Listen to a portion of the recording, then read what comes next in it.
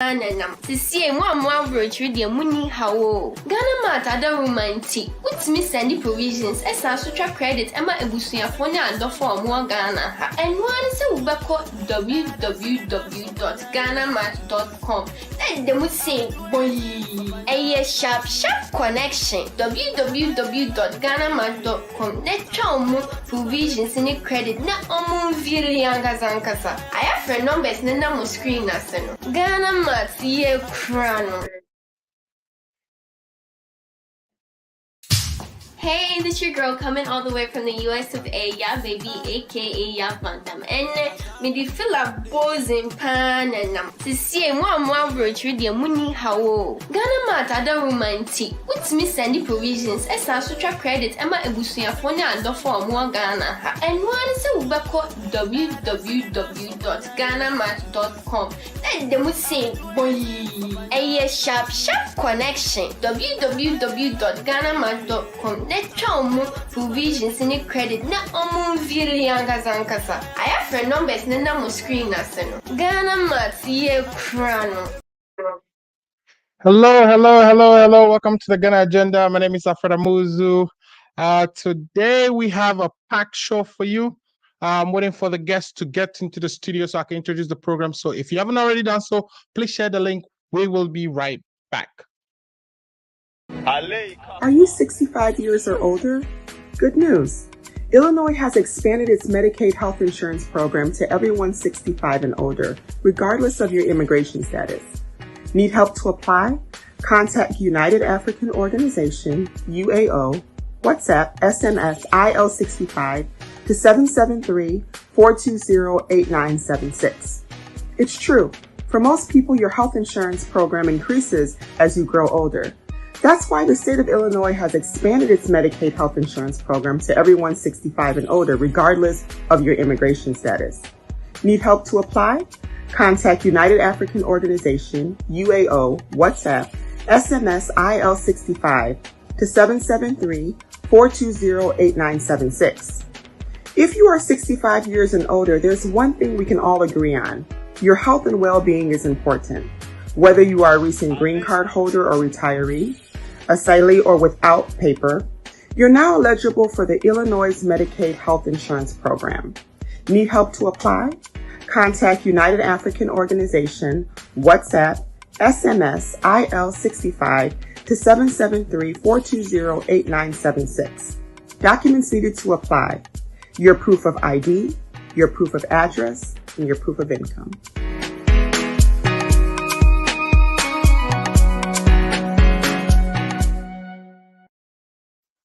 Hello, welcome back to the Ghana Agenda. Again, today is August 21st, 2021. And today we have a packed show for you.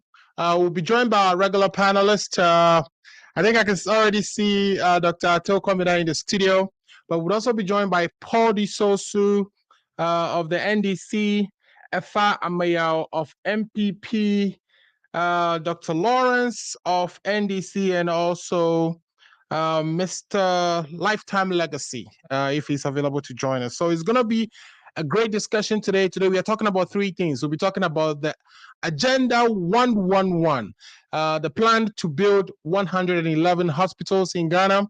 And we want to assess how this plan would impact delivery and accessibility of healthcare to the Ghanaian. And in fact, what does it really mean to say we are delivering 111 hospitals? How soon? How quickly? How much is involved? We would ask all these questions to see if we can get to some understanding.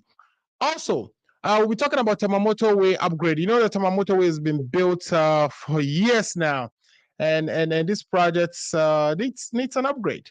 At the time that the motorway was built, of course, we were about 5 million people, and Ghana has so far multiplied about 6 times. So we've grown about 6 times the size we were when Tema Motorway was built. And it's time to upgrade it. Contract has been, solicited, and proposals were received. A contractor was chosen. Now, we want to know whether this particular contract, whether it should actually be something we keep within the Ghanaian contracting community, or it's something we should have, awarded to a foreign contractor? So that will be the question we try to answer as far as the Tema Motorway is concerned. And then we'll go to Asin North and Jomoro in the Western region to look at the two members of parliament who have to deal with the Article 94 prohibition that says, if you have an allegiance to a country other than Ghana, then you are not qualified to serve in parliament. We know two MPs are currently going through the court process. We'll be interrogating that. But I'll take a quick break. When I return, I have two guests in the studio already. I have Dr. Lawrence, I can see in the green room. I can also see Atto in the green room. I'll bring them in as soon as we return to from this break. So let's take a quick break. We'll be right back.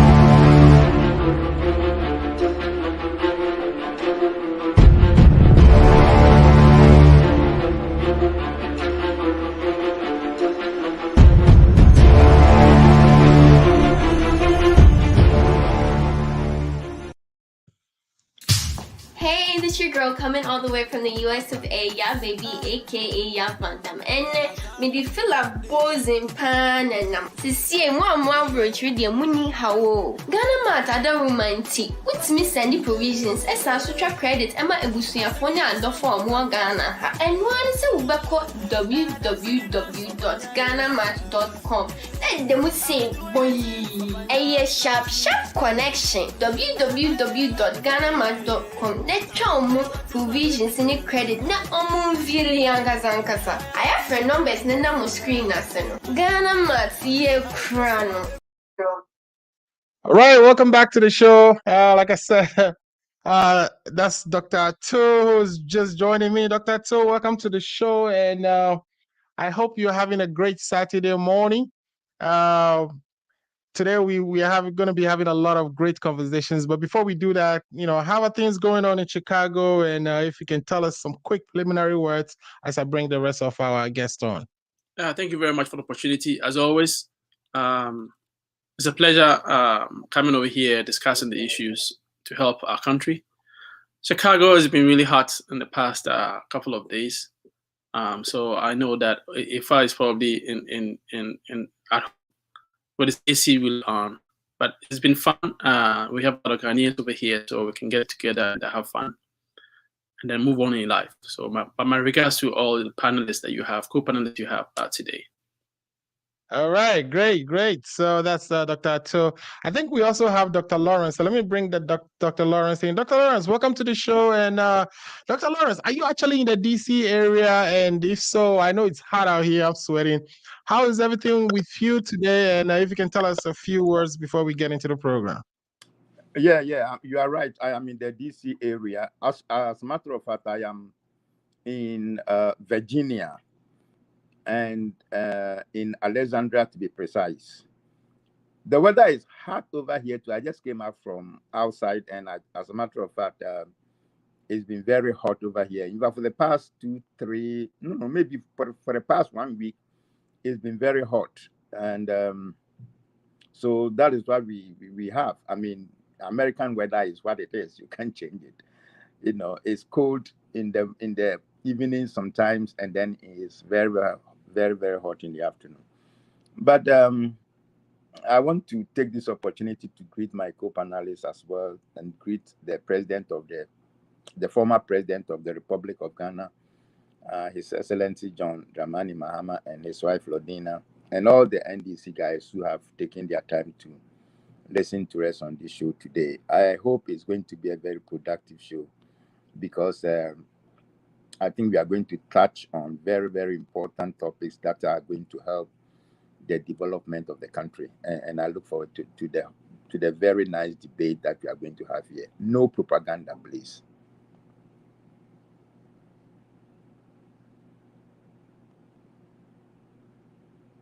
You're on mute.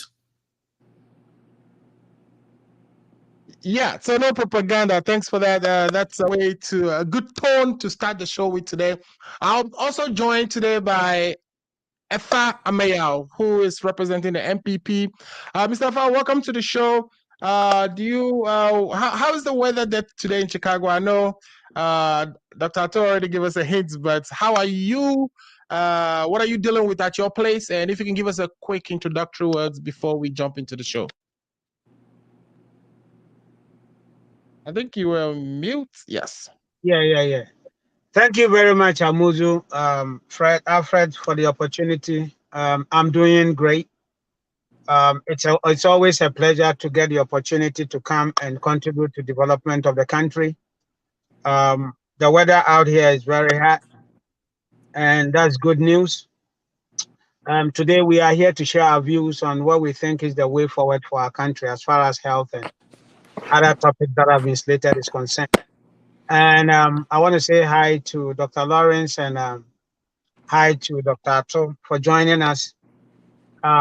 It's always an opportunity for us to come and share opinion. Let's come here, debate, and chart a path for the development of our country. And I hope to do my best. Thank you. I want to say hi to the listeners, and I will say that if anybody comes on the show, share and contribute to whatever you think are the facts out there, are the truths out there, what opinions we all can gather so that we can make this program the best one out there. And we also provide ideas towards the development of the country. Thank you. All right. Thanks for those good words. And it sets the tone again for the program. Let me also bring in Lifetime Legacy, who has been with us for the past 3 weeks. Lifetime Legacy, welcome back to the show. Quick words for the listeners and viewers before we jump into the conversations. Lifetime. Thank you so much, my brother and other friends. Sorry for joining in late. I went to do some workout. I just got in. So I look forward that we have a healthy conversation this afternoon, a conversation that will be to the interest of our country, not of our party. Thank you. All right. Thank you so much. Thank you so much. So we are currently being watched by about 73 people. Please share the link if you're watching us so others can join the conversation as well. And we will take your comments or your participation by going to the bottom of our Facebook link or YouTube. We are on ACO Radio, Facebook and YouTube. We are on Ghana Agenda, Facebook, YouTube. We are on Trend Africa's Facebook. Please make your comments. And we will read them out as the conversations go on. While you're making your comment also, please remember to subscribe so that anytime we come on, you can be notified of the program and join. Share the link so others can join as well. Our numbers are growing and we appreciate all that you do to continue to popularize this program. Okay, so without much ado, the topics we've tabled for discussion today are one, the Agenda 111. I keep saying the Ghana Agenda just because, there's that coincidence between the name of the program and our program as well. So Agenda 111, it's a plan to build 111 hospitals. We'd also tackle Tema Motorway, which is, has, outlived its years. Of course, it was built when we had about only 5 million people. Now Ghana is about 31, going to 32 million citizens. And so we've grown about 6 times bigger. Also, the Article 94 issues at the 2 constituencies that are currently having MPs who are in courts fighting for their seats. We will look at that as well. So let me start with the first one. And in that case, I think I would prefer Afa to start for us. Afa, so the first thing I wanted to ask you is about the Agenda 111. And my question about that is, our government decides that somewhere in 2020 that, we are going to build 100 and it started from 108. It started from 88, then we came to 108, and now we are at 111 new hospitals, or, upgrading some of the current ones. But the plan is to actually work on that number of new hospitals. People are asking, where are we getting the money for this? How long is this project going to take to be implemented? We've seen some designs. So can you help us by walking us through, since you're on the government side, by walking us through what this program entails, How long is it going to take to execute? And where are we getting the money for the project? I thought that's Yeah, up to you. thank you very much, Alfred, for the opportunity. And so the Agenda 111 idea came about because there are shortfalls in our infrastructure. These shortfalls, we cannot pay lip service to it, right? So the initial thinking was when the president announced the 88. Now, so the 88 later on, when they were doing the details of land acquisition and all that, and subsequent meetings, they realized that there was the need for us to add more. So the 88 is actually covering 88 districts that have no hospitals at all. We have some districts with hospitals, but 88 districts have no hospitals at all. So that is where the 88 is coming from. Now, you realize that we have also created 6 regions, right? So of the 6 regions, it is important that they get regional hospitals. So there will be 6 regional hospitals. Now, there will be 1 additional hospital in the Western region, because the health, the Ghana Health Services and all that matters in the health delivery in Ghana advise the government that Western region, because of its strategic location, there will be the need for 1 more additional hospitals. So, and then you also realize that when it comes to mental health, right, our mental health treatment concentration is all in the southern part of the country. So it doesn't make health sense that somebody gets sick.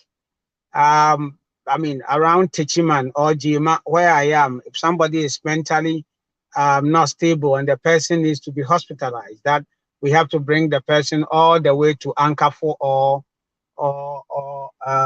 Accra Psychiatric Hospital or Pantai, or these are all concentrated in the south.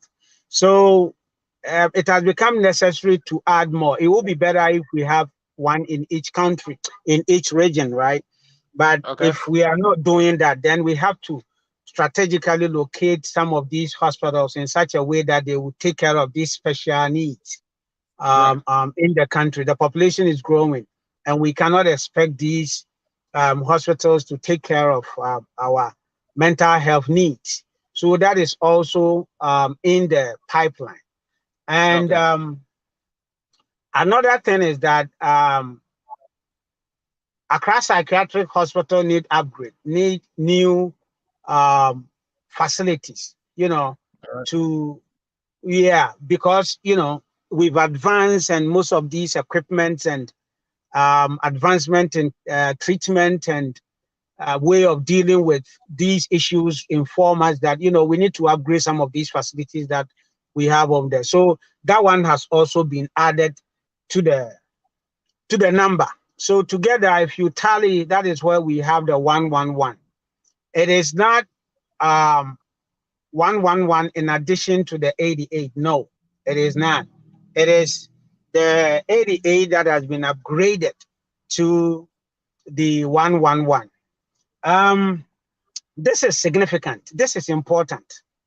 This is infrastructure that at the end of the day, when we are able to do, will upgrade our health needs, will bring employment not only in the health sector, but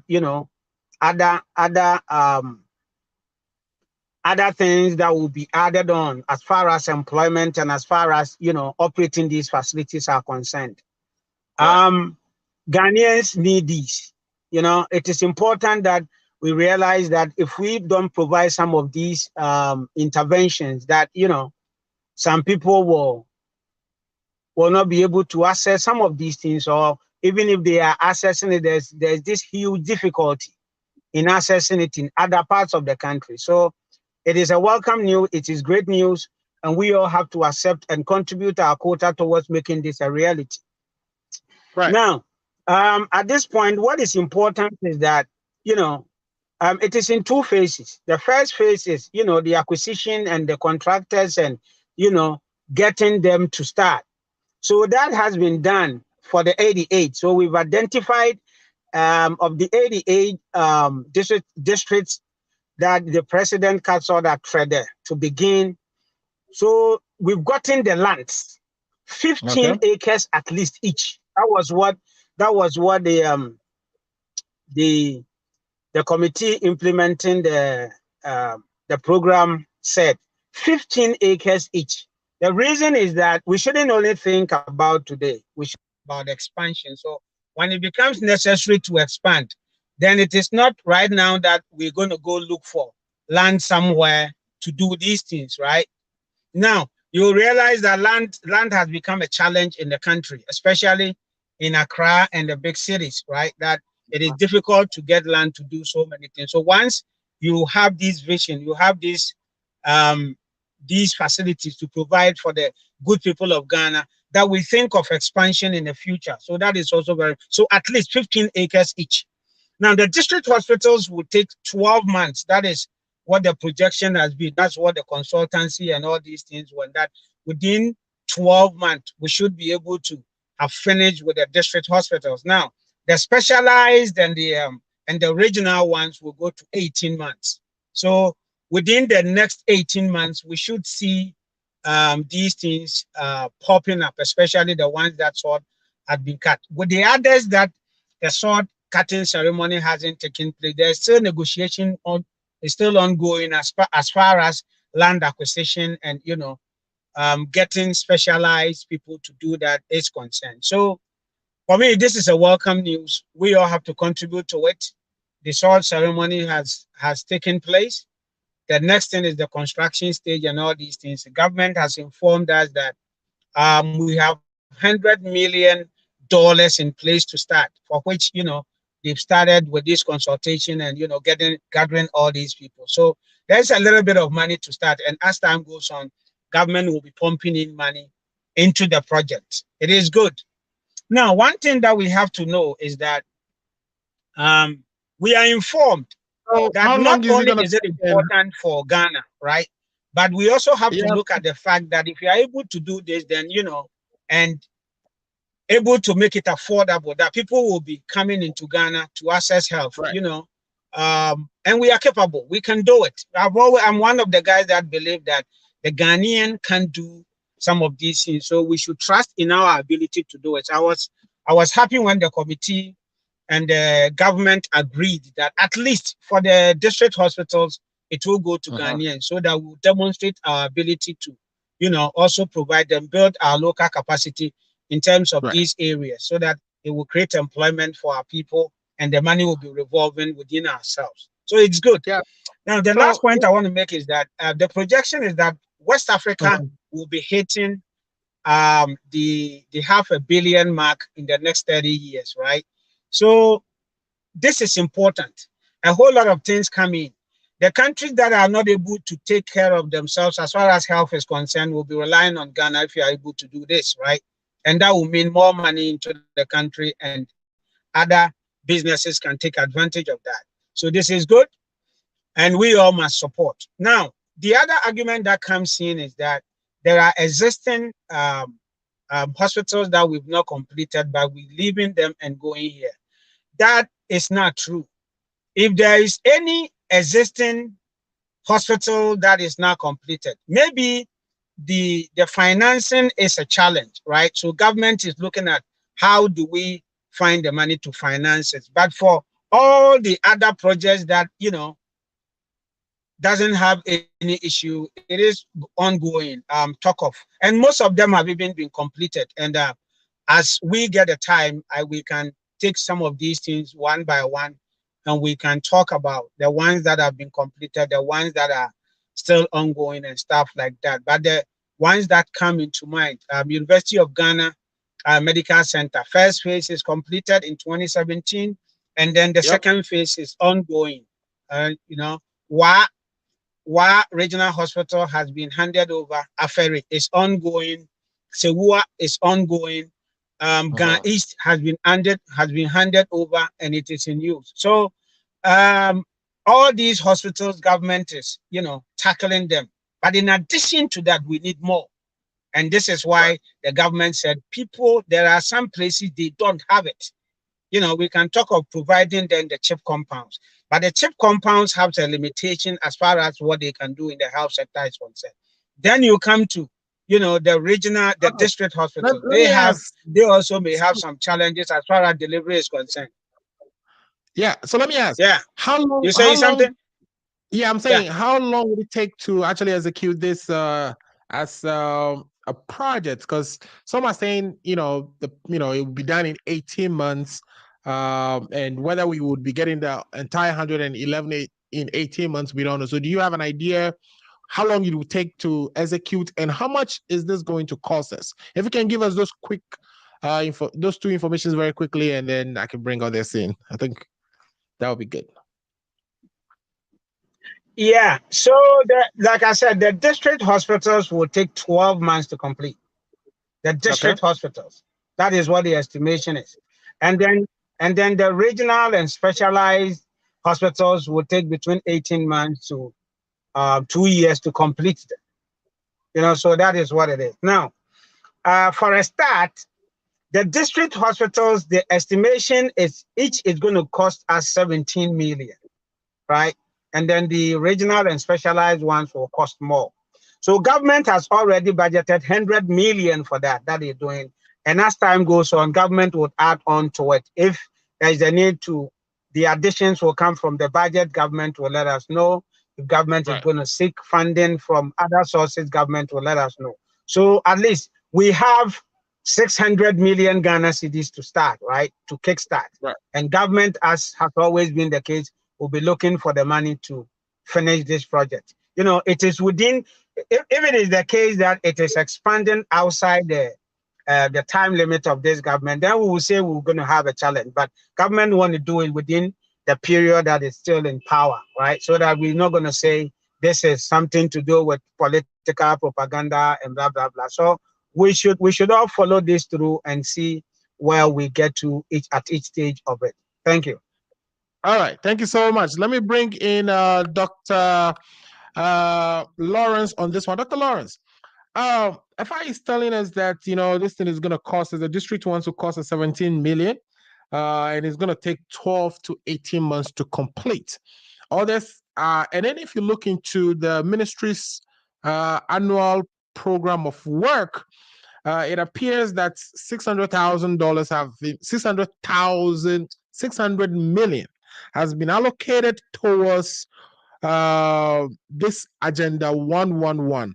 And this amount was actually requested as part of last year's or 2020's media review. In fact, the budget was for about $6.5 million, but the minister came back, or when the first minister went back to Parliament to ask for additional funding in 2020, he asked for 2.25 billion, and out of that 600 million was allocated specifically for Agenda 111. But beyond that, and that funding has actually even appeared in the 2021 media review, which, questions are coming up as to the fact that we already have that amount of money allocated, but nothing happened. But if you recall, that money was added way back in the media review of 2020. So, are you satisfied that, we have enough money since we already have 600 million and they are telling us that it's only going to take 17 million to construct one of each district hospital? Are you satisfied with that figure? And are you confident from where you sit that these hospitals will be delivered within 12 to 17 months? And, in about 2023 or so, we should at least have about 88 hospitals to increase access to our people as far as healthcare is concerned. Yeah, Alfred, let me take this opportunity to greet our listeners one more time. Okay. Let me correct the MPP communicator, who is Kakape. I mean, there is nowhere since this Agenda 111 came up, there is nowhere that anybody has said the project, any of the hospitals will be completed in 12 months. Nowhere. It was the Minister for Information who came to tell us before the symbolic commissioning. It was the Minister for Information who told us that the project will be completed, each hospital will be completed within 18 months, depending on the day or the date they cut the sod. So, in other words, he was telling us that all the hospitals will not be built from the 17th of August and be completed in 18 months. But he was saying some will be the commission, the cutting of sod, some will be done in September of this year, some will be done in October of this year, some will be done in November of this year, some will be done in December of this year, some will be done in January of this year. But the date and the day that they will cut the sod, that is when Ghanaians should start counting the 18 months. So there's nowhere anybody has said that any of the hospitals will be completed in 12 months. Now, when Nana Akufo-Addo was symbolically cutting the sod at Trede, he said specifically, and if you have the tape, you can play it. He said that day, 17th of August, that he was symbolically cutting the sod at Trede. All the other districts are cutting the sod on that day, and they will all be completed in 18 months. So you can see the contradiction between what the president said and what the Minister of Information said. And that is why there is confusion out there. Because Ghanaians don't know when actually they should start counting the 18 months. The Minister for Information said some can be started in December of this year, so you should start counting the 18 months from December of this year. Nana Akufo-Addo on 17th of August told us that as he was symbolically cutting the sod in Trede, all the other districts are also cutting sods. So all of them will be completed in 18 months. No mention of 12 months. So that is the problem. And that is why people are confused as to even whether to believe this government or not. Now, let me go to my presentation. You see, during the symbolic sod cutting, there was this chief who represented the Otumfuo Asantehene, Nana Osei-Tutu II. And am I being listened to? Yes, we can hear. Okay, all right. So there is this chief who came to represent. This is good. Now I can see my face well. There is this chief who came and represented the Asantehene Otumfuo Osei-Tutu II. And this is what he has to say to the people of Ghana and to the president of Ghana. He told the president that people are doubting that he can deliver this thing that he is talking about, that he's going to build 111 hospitals in 18 months. People are doubting it. And the reason why people are doubting it is because there are some hospitals in some districts that are still left in the bush since the last government. And he specifically mentioned Kumawu. He mentioned Aferi. And then he mentioned Fomina. He said the last government was building these district hospitals at these places, but for 5 years now, they have been left in the bush. And if the president cannot build, or not even build, if the president cannot finish 3 hospitals, right, how should Ghanaians believe that he can do 111 hospitals? Not within 3 years, but within 18 months, 1.5 years. Mm-hmm. And then he said on social media, people are debating that the project is going to cost $1.87 billion, not cedis, dollars. But the government has been able to acquire a meager amount of $100 million. So it is being debated on social media that $100 million is so little to start a huge project that is going to cost almost $2 billion. So that is a debate that the people are debating on social media. And he reminded the president that Ghanaians vote based on hunger and anger. Right. The chief reminded the president that Ghanaians vote based on hunger and anger. So he would wish that the president should deliver the 111 hospitals in 18 months so that the hunger and the anger of Ghanaians will not be on him. So at the end of the day, he conveyed the blessings of Otumfuo Osei-Tutu to the president and wished him well. This is what the chief who represented Otumfuo gave his speech to, on the symbolic curtain of the soul for the 111 district. Now, let me break them down for you.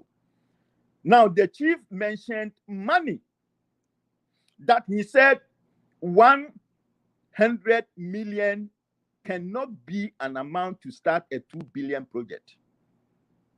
That was what the chief was trying to tell the president, that you cannot get up from Accra and come and tell us nonsense, that you are coming to build a 2 billion project and then starting with $100 million. Meager, nothing, ant. It is just an ant. It is just like throwing a stone at the foot or at the back of an elephant. Nothing. And this $100 million, your friends, and dollars that we are talking about was taken from, I'll come to that. Was taken from the Ghana Infrastructure Development Fund. And Alfred, let me tell you one more thing. The Minister for Information told us that they are not going to borrow any money from outside to finance this project. It is going to be internally generated. So if there is an amount in the Infrastructure Development Fund and they've been able to go and take 100 million out of it, it means that is all that they have in the Ghana Infrastructure Development Fund. That is all they have in there. And they said they are not going to borrow any money. It's going to be internally generated. Yeah. So people are asking, where is the money coming from? And Alfred, as I speak to you today, the president does not know where the $1.77 billion is going to come from. The president doesn't know.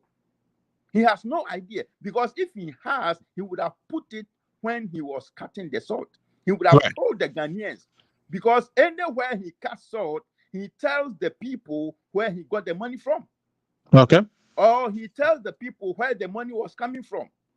We remember so I get it that you are not confident that we are going to have the money to build the 111 hospitals, and also that the time frame being quoted is not realistic. That's what I'm getting from you.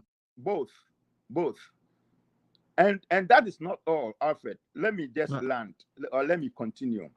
Okay. I have just talked about the money issue. The money, the $100 million is a mega money. It is just like, hitting the elephant with a little stone.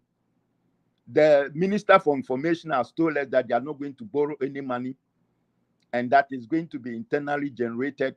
The internally generated money is going to come from the Ghana Infrastructure Development Fund, which they've already taken 100 million out of it, and that is all they have in there.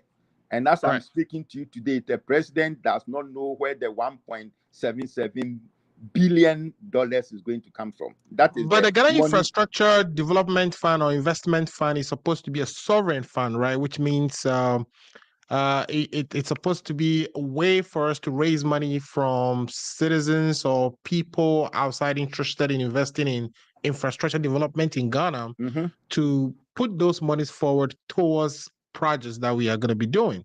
Yeah. So wouldn't you think that the president has a plan somewhere to get these investments flowing into the Ghana Infrastructure Investment Fund?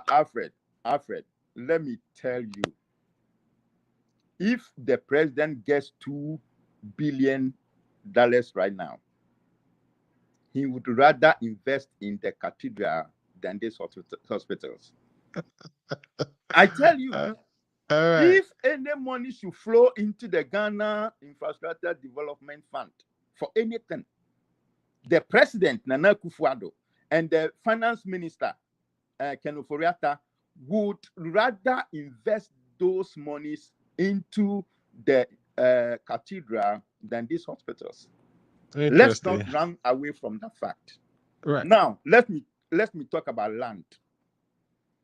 The president said, and which is the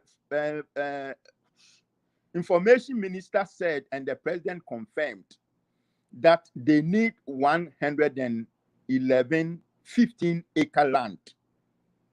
Now they have 87 15-acre land, which means they have a shortfall or a deficit of 24 lands.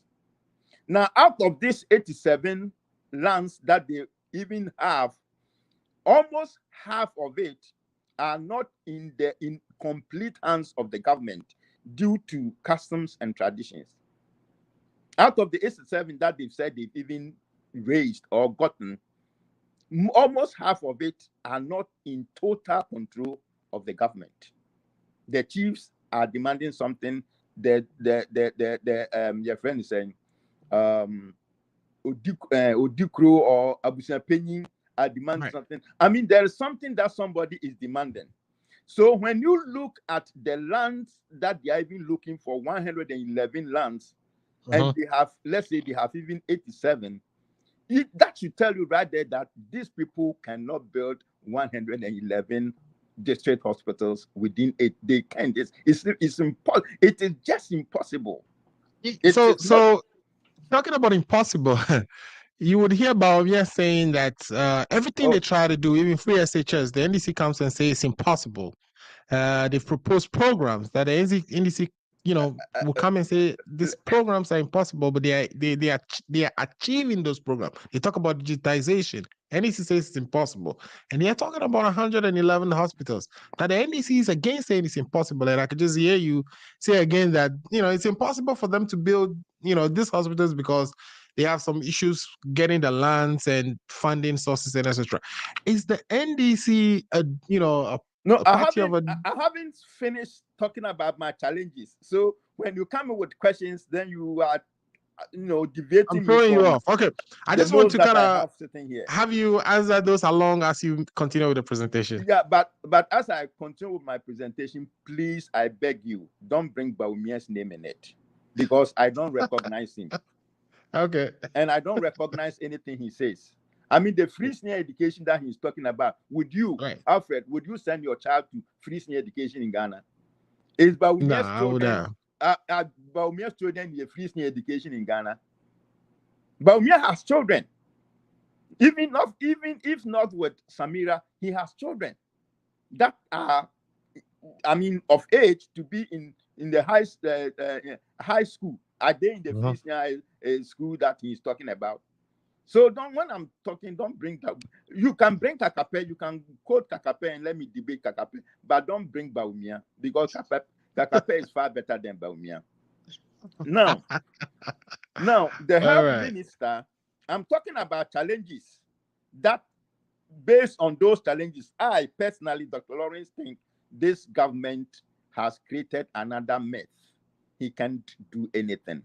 Now, the health minister was telling us that they couldn't complete the district hospitals that they promised building because of the COVID-19. Now, Alfred, you and I know that in Ghana and almost most of the world, they are having a second and third wave of COVID-19, which they call it Delta something, that they say is even deadlier than COVID-19.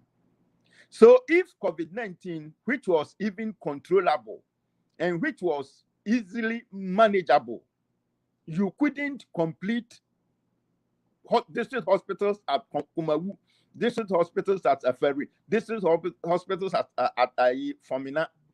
And now we have a more deadly disease than this COVID-19, and then you come around and promise me 111 district hospitals. I mean, do you want me to believe you? All that they want to do is that 2024, they will come and tell us that COVID-19 or the Delta variants didn't, give them the opportunity to build this 111 hospitals. That is all that they are waiting for to tell us. That is all. And now the MPP communicators have started telling us that even if they build 6 hospitals, it's good. Even if they build 5 hospitals, it's good. That is why I wrote a very short this and that. When you listen to the MPP communicator defending this 111 agenda, it's like you are asking God why he created these damn people. Oh my because God. you are creating, you are telling us you would build 111, and then you turn around to tell me even if you build 5 is good. Why don't you tell me you build 5 then? But you are telling me you build 111. Now, finally, on the challenges, they said they are going to use $16.88 million for each hospital, which means whether the hospital is a district hospital, whether the hospital is a regional hospital, whether the hospital is a psychiatric hospital, they are going to use $16.88 million. And Alfred, you and I know that in Ghana, the land texture in Volta region is not the same as the land texture in Northern region. And it cannot be the same as the land texture in Eastern region or Greater Accra region. So the land texture alone and the designs are different in various regions and districts. So you can't use the same amount of money to prepare the land in Eastern region to prepare the same land in Greater Accra, Northern or Volta or whatever else. There will be more money going into one of them and less money going into one of them. So if you come and tell me that you are using $16.88 million across board, that tells me you are a 419 government. That tells me you are not serious. That tells me you haven't taken everything into consideration before coming to tell me it's $16.88 million. You haven't taken so many things into some consideration. And then when you start the project, that is when those, how do they call it? Those truths would hit your face. And that was exactly what the free senior education did to them. They didn't think through. They said they were just implementing a policy, and now it hit them hard. And then they came up with the green, blue, red light, and all the nonsense. And finally, now they have to rely on PASCO to help this case, do whatever they have to do. They didn't think through. They didn't know teachers were not going to be available. They didn't know classrooms were not going to be available. They didn't know the children were going to overwhelm them with their friends and employment. I say employment. What did they? Admissions. They didn't know. They didn't think through.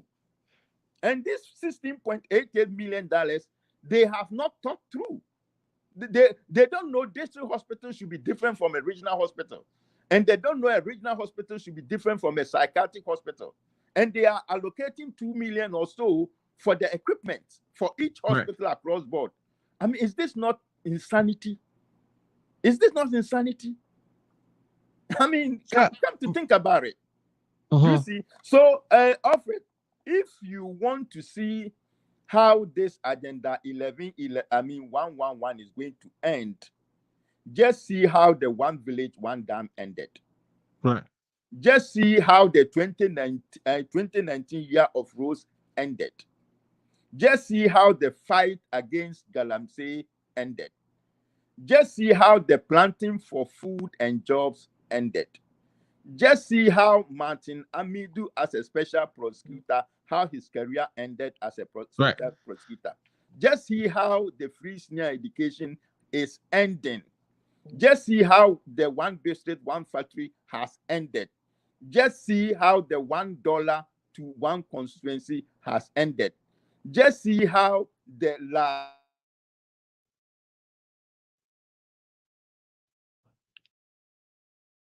general hospital that they cut short, and over 1 year nobody has been there.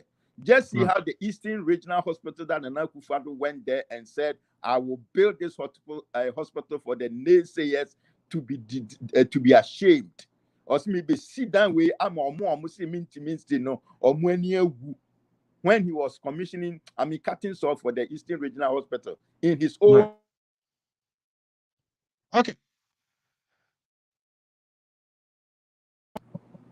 Okay, I think we're having problem with your sound. No, as somebody was calling, I've just dropped him. Just look Okay. at how the Shama District Hospital that the president called all the chiefs and people to the place, cut the sword, and for over 1 year, nobody has been there.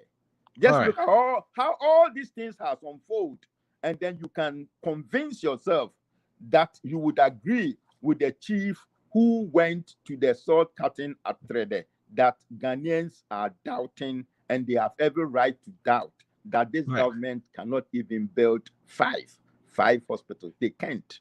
If they do, I will stop coming on your show.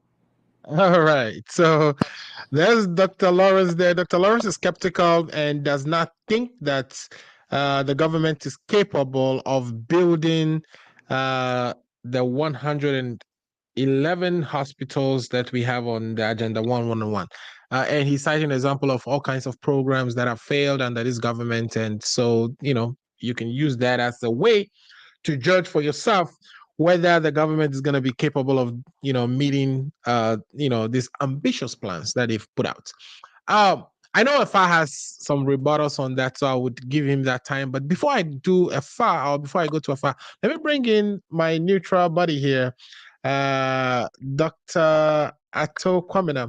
Dr. Ato, so you have listened to the two political, parties, Afar very optimistic, stating the price each of these hospitals will cost, the fact that land has been acquired, and the fact that some money has been set aside since the mid-year of 2020 towards this plan, 111 hospitals, and he's thinking that these hospitals will be built in 18 months and accessibility would increase as a result. But you've also heard the NDC's spokesperson in Dr. Lawrence debunking all that, saying that, we've had several different ambitious projects, including even the free SHS, that is facing all kinds of trouble, most of which is finance. There's a video making the circulations that even the secondary schools are threatening to close down because of lack of resources, funding to feed the kids while they are on campus. From where you sit, do you think this agenda 111 is going to happen, or do you think it's going to come into reality? This is going to be that in 18 months we'll actually see these buildings, because even the 600,000 so far has been used in drawing, doing architecture drawings, clearing lands, getting the preparations for this to take off. If you look at the annual program of work, which I've shared with you, it says that this year, because what we are, the sector itself, the health sector medium-term development plan shows that there was, of course, an update to it to include this 111 agenda 111, and it shows that this year, which is the last leg of the 2018 to 2021 health sector medium-term development plan, it shows that this year we will only be coordinating plans towards implementation. So it doesn't categorically say that there will be any buildings this year. Do you think this is going to come to reality, or this is just telling us, and then they'll come back and say, for one or two reasons they couldn't finish it all? All right. So thank you very much for the opportunity. So on the face of it, because of what we've had in the past in regards to the 88 hospitals, everyone would be right to say that this is a joke. You told us about 88 hospitals, you were unable to build them. but then why come out and discuss the 111 hospitals? I mean, first of all, I listened to Ifa and I listened to Dr. Lawrence. And I must say, I take exception to some of the words or descriptions of Dr. Lawrence. I think our viewers will not be pleased with some of the choice of words he used, like calling NPP people dumb and calling this insane. But again, those are his words. Although I must concede that he made some really good points in his presentation. And I also know that he also made some really good points in the presentation. I mean, I don't know, Alfred, I schooled in Ghana. Yep. As a nurse trainee, and right now I have my doctorate degree in nursing. So I know a lot about healthcare in Ghana. Right now we have about 200 hospitals in Ghana. I remember I worked mostly in the northern part of Ghana, Chima to be specific. And I know the challenges. In Ghana right now, we have the doctor to patient ratio to be like about 1,000. So imagine, I'm just talking about the need for hospitals in Ghana. Right. Imagine. The hospital I worked at was a mission hospital. It was for the Catholic Church. So even in the Bunga have hospitals, I know of only one regional hospital. That is Sunyani Regional Hospital. So imagine that the whole of Ghana or the whole of Brungahafu, we have only one regional hospital. Right. Hospitals were built by the Catholic Church or Presbyterian Church or the mission hospitals. My question is there a need for hospitals in Ghana? Yes. Currently, we are spending our GDP, we are spending, give me over here. I think 6.2% of our GDP towards healthcare in Ghana. So my point is, if we are increasing the hospitals in Ghana, then we will spending more money, or our GDP increases because of the activities in the country. Right. I mean, I think that having hospitals in Ghana, it is overdue, long overdue. I heard about the hospitals, the psychiatric hospitals in Ghana. It was amazing to me when I went to Ankafo in 2001, how Nkrumah built the Ankafo Hospital. There are three things in Ankafo. We have the Ankafo Psychiatric Hospital, we have the Leprosarium, and then we have the Ankafo prisons. Man, so you would think that since in Nkrumah's time, we have only one biggest psychiatric hospital in Ghana, that's in Ankafo. And the next one is in Pantai. So imagine that we also have the Asalam Down, the one in Asalam Down, right? That's the Pantai one, right? We have two. The one in Asalam Down, is it called Pantai? No, it's just it's called when you go into the Holy Spirit Cathedral, there's a psychiatric hospital there, I remember, but I'm blanking on the name. But there's one in Accra Central that I'm aware of. Okay, then I don't know of any bigger psychiatric hospital in Ghana. So my point is we have the need, and I was thinking that NDC as social democrats would even embrace this idea. Right. But however, the NDC is very pessimistic. And the MPP is rather optimistic about this project. I mean, even in regards to nurses, we are training so many nurses that we have so many of them sitting at home doing nothing. And we have the National Health Insurance, which increases the number of patients who are visiting the hospitals. So imagine, we have an increase in the volume of people visiting the hospitals, less hospitals. So the prudent thing to do is to build hospitals. But like I said, if you're telling me that you're going to build 88 hospitals in a year, and you didn't build not even one, but you're coming to tell me that you're going to build 111 hospitals, and then you want me to believe you. But if it was election time, then I'll say, these are the propaganda that they usually talk about. But this time they're in government. So what's the motivation to come and tell me you're going to build 111 hospitals? Just lie to me? I mean, that would not make any sense. But then I saw that this event, the president actually did a sword cutting. So there was a structure where the president actually let all Ghanaians know that, hey, I'm starting this. So I know the MPP is also aware of what Ghanaians are thinking about them. That if you're unable to deliver this in a specific time that you talk about, then you're a failure. But like I said, I would take 50% of the hospitals to be a success, because I see the need as a healthcare practitioner. I see the need that in Ghana, we need hospitals in Ghana.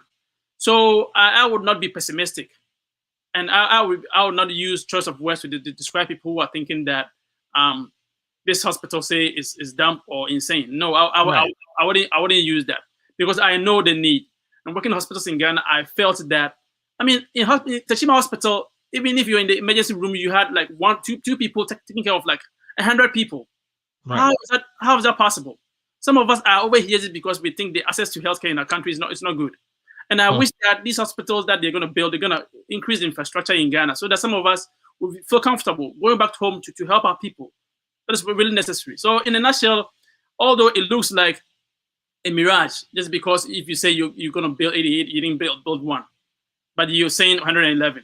I am very optimistic that even if the government is even able to build 10 hospitals in addition to what we have in Ghana, I'll be very happy, because right now we have the mission hospitals. The government is actually paying mission hospitals salaries, right, to help solve this issue. So that's my point on that. So do you think the government should just be realistic with the people and promise something they can actually deliver, instead of the huge number they are mentioning, knowing that in our country it's first of all that the funding is not even available to do all that in one go, and so that you can square with the people, instead of it almost sounds like the campaign season has begun, because you can also see Mahama on tours making comments, and perhaps the government's own rolling out of this plan, knowing that they wouldn't be able to deliver it all. It almost sounds like we're already in the campaign season. Do you think they should be real with the people?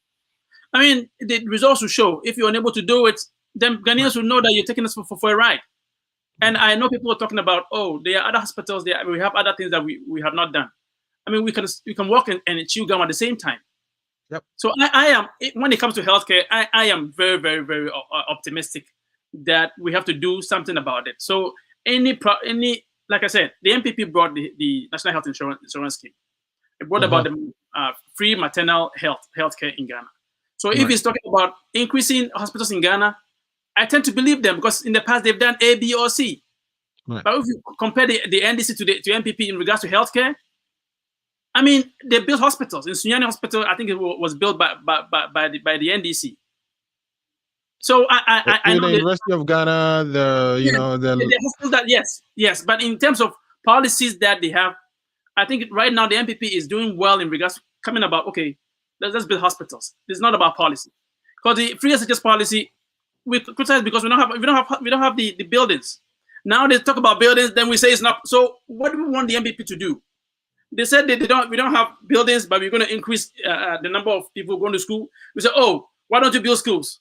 Okay, and the MPP says, okay, now we're going to build hospitals. Like, why are you building hospitals? So sometimes the NDC comes across as not being a social democrat, but we're not thinking about other issues that are, I would say, comparative analysis. They try to compare. I mean, they are saying this because there are projects, there are hospitals that are being built. Like the chief, who Dr. Lawrence was referring to, they're saying that there are hospitals that are not yet completed. So, why wouldn't you concentrate completing those ones before targeting, 111 new ones? That is right. But I'm saying that if the government is only abandoning those projects and building new ones, then it wouldn't make any sense. There's no sense in abandoning projects and starting new projects. Yeah. I'm saying that the NDC talks about free SHS policy just because we don't have the infrastructure. In healthcare, is the opposite. Now we don't have the infrastructure. We have increase in the access, increase in access to healthcare. We want to build more, and NDC is pessimistic about it. I'm like, it doesn't add up to me. If you talk about we don't have structures, but right now we have structures. Like you don't have the money to do. I would rather, as a healthcare professional, be optimistic that, hey, let's see what they can do. And if they are unable to do it, let the end justify the means. If they're unable to do it, then we kick them out of the government. It's as simple as that. Okay. All right. Let's bring in a Lifetime Legacy to also opine on that. Lifetime Legacy. I thought you saying that the NDC. What does the NDC want? You said that because of lack of buildings, schools, the free SHS wasn't going to work. Now they're trying to build hospitals, saying you're also complaining about those buildings. So, lifetime legacy. Is it true what Ato is saying that the NDC actually has, worst record on healthcare delivery or infrastructure versus the MPP? Okay. Thank you, Alfred, and the listeners and my colleagues. Before I come to respond to the issue, I would like to correct my brother Ifa on some claim he made during his submission. It is not true that MPP came to complete Ridge Hospital and Legon Teaching Hospital. Those facilities were completed by John Mahama. The only thing that was not done was to let people go in to go and start work. Everything was set before Mahama handover or Mahama commissioned that project. The Legon Hospital, the understanding was there was no power. It is not true. It is not true. Joy FM is on record to have gone there after the claim made by the famous liar minister, health minister.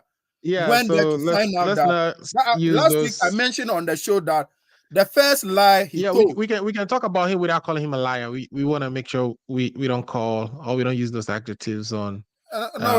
Okay, so if my brother, let me ask this question. Right. If we have standby 1000 kVI 2, okay, that could manage the facility in the place, and you come back and tell us that there is no standby generator, that is why the place is not being put to use. How should I describe you? We have those facilities, those very things he's saying that does not exist. We have them in place. Joy FM have gone there to do a full coverage on it. How do I describe him? Right. Okay, go ahead. Okay, so that is just by the way. So it is not true that MPP came to completed Ridge Hospital. It is also not true that Legon Hospital was completed by MPP. And it is also not true that Maritime Hospital was completed by MPP.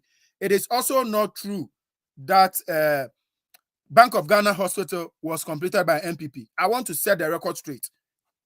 My brother, Dr. Ato, also did mention that when it comes to health, NDC have a poor record.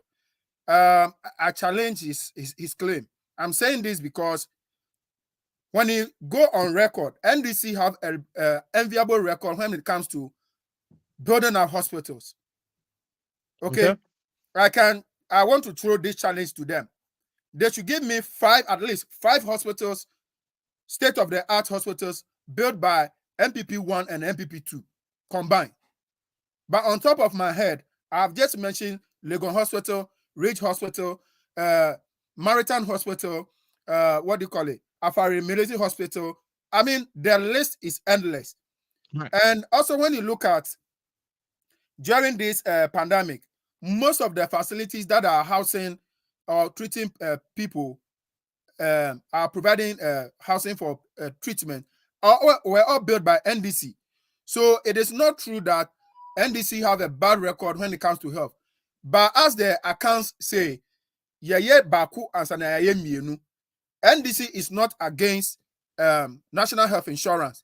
In fact, NDC is on record to started implementing or piloting health insurance in the very hospital Dr. Ato mentioned.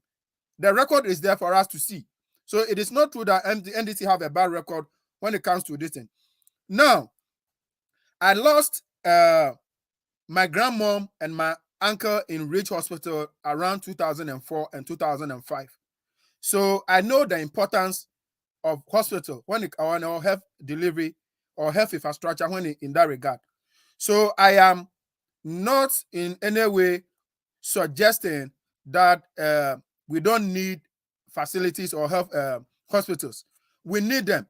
But we are questioning MPP, most especially Akufo-Addo, because of his record. That is the reason why it looks like he have been inconsistent with his own promises over the years. Okay, let me ask this question. we are all in the country where he appointed a CEO for Keta Harbor Development. Okay. That CEO was receiving salary every month. But what is the state of Keta's port over? But we know it takes time. You know, it takes time to build a for harbor. 5 years that he has appointed a CEO, Yeah. paying him salary every month. Yeah. Nothing, not even a cement block have been sent to that site. Yeah, You but get an it? assessment was done by the company. There's I don't know if it's a German company or it's a company. I think it's a German company who is doing the feasibility. They were the ones doing the Tema expansion, the Takrady expansions, you know, etc., etc.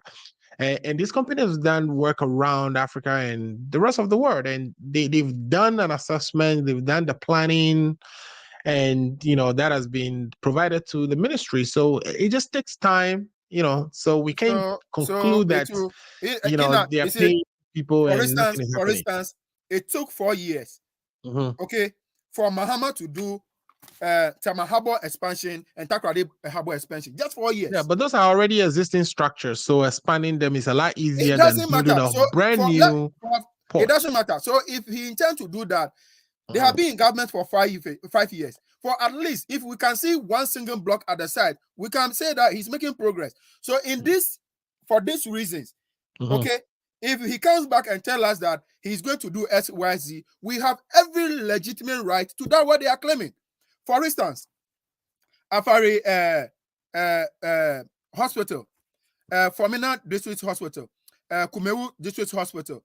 We have heard the chiefs from those locations several times complaining about the weeds taking place, growing in the uncompleted structure. We even had one of the chiefs who was so, I think it was Kumewu, who was so angry to the extent that he said that he's tired of organizing communal labor within the place. Okay, one regional hospital, everything was completed. The only thing that is needed is to move equipment in, which the equipment were already purchased already, to move equipment in and then let put that place into use. 4 years, that has not been done. You see, so if NDC is questioning the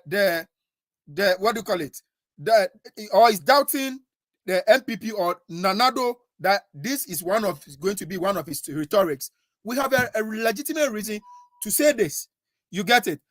And moreover, for me, like I said, you have a legitimate reason, and NDC is not just a party of impossibilities. That's what you're saying. Like I've said in my initial comment, I said when it comes to health delivery, NDC have an enviable record. Okay, but the person we are talking about here, shouldn't you be supporting any plan that wants to, you know, increase the healthcare infrastructure? Alfred, since you know, Alfred, if I am in deep need of help, okay, and I come to you and I say, oh, Alfred, can you sort me out with $100 bill, and I'll make my refund it in a month's time, and then you gave me that $100 bill. If next time I am coming to ask 120, I will be highly optimistic that you'll be able to give me that 120 because you were forthright with me when I asked you the 100. You get it? So we have a lot of unfulfilled promises made by MPP. I don't want to go back and re-echo what Dr. Lawrence mentioned, but I agree entirely with Dr. Lawrence that let's look at the 1D, 1F. Let's look at the 1 million per constituency. I mean, look at the number of promises they have made and how did it ended. Let me give you another record. Last year, prior to the campaign. So you are not against building hospitals, but you just like I said, when it comes to building of health infrastructure, NDC have an enviable record. But they're also saying that the MPP introduced drones into the country in 4 different locations, and they are able to deliver medicine, including the vaccines that we are currently rolling out to remote areas, even bringing samples to Noguchi and the KCCR. And that is a record that NDC doesn't have. They're talking about they've introduced digitization into the NIH system where, you know, NIH card holders are able to renew their membership using iPhone phones, and 80% of the renewals in last year alone came through people using their mobile phones. Alfred, So these are Alfred, yes. Rome is not built in a day. Like I told you earlier on, I said NDC started the pilot of national health insurance. Okay, we're not successful. We're out of government. Kufuor came to implement district mutual health insurance. Okay, Right. when we got the chance again, we did it national health insurance.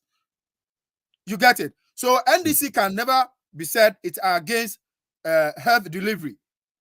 Like I keep on mentioning, when it comes to the record of health infrastructure and health delivery, we have enviable record. Okay. I challenge IFA to just give me 5 prominent hospitals that MPP1 and MPP2 have built. Okay, and then IFA will come back and tell you, oh, we procure ambulance. Yes, it is true, you procure ambulance. When you go and pick the sick people, where will you keep them? If though you don't have the health infrastructure. Right. You get it? Okay. So it is they don't have priorities. What you need to do, you have to prioritize your things. First thing first. That is why John Mahama was saying that progressive free SHS. Okay. So that he will get the chance to implement the 200 schools that he built after the time we were leaving office. Right. We built 123. That is the very thing Mahama was trying to do to prevent. But for the very situation we found ourselves is what Mahama was trying to prevent then.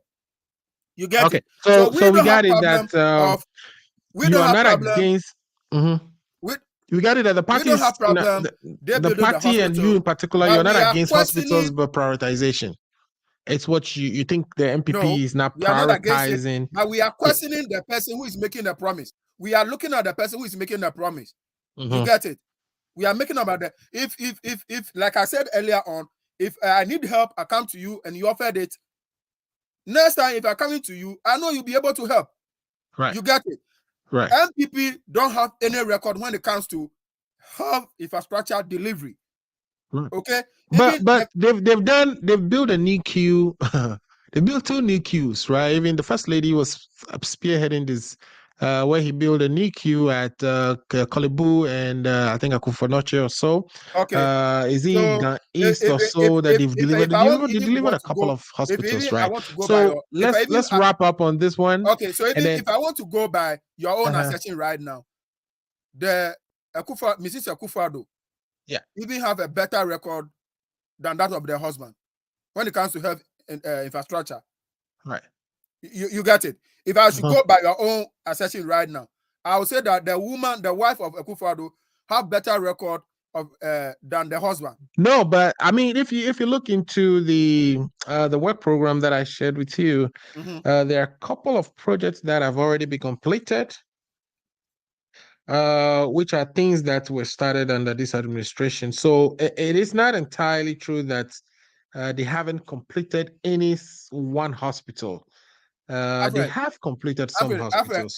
The chiefs of Femina and Kumewu are on record to have gone on their knee many times begging Akufo-Addo to come and complete the 80%, 90%, respectively, project Mahama left behind.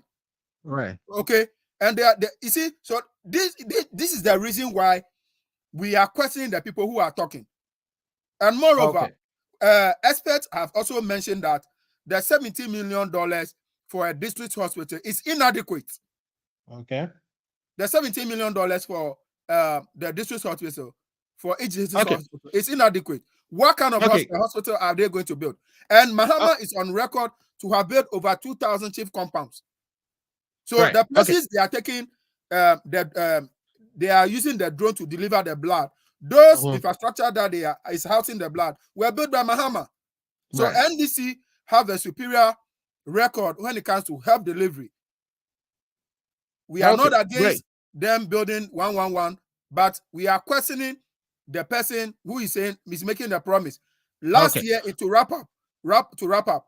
Last year, prior to the campaign, Akufo-Addo went to Konkatamasu to cut the sword for a hospital project, and a chief was said to be rude towards Akufo-Addo.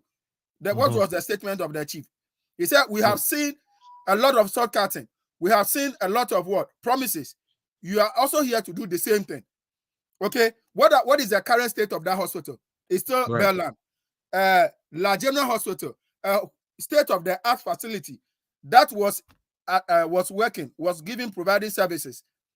When Obama visited Ghana, he went to that facility.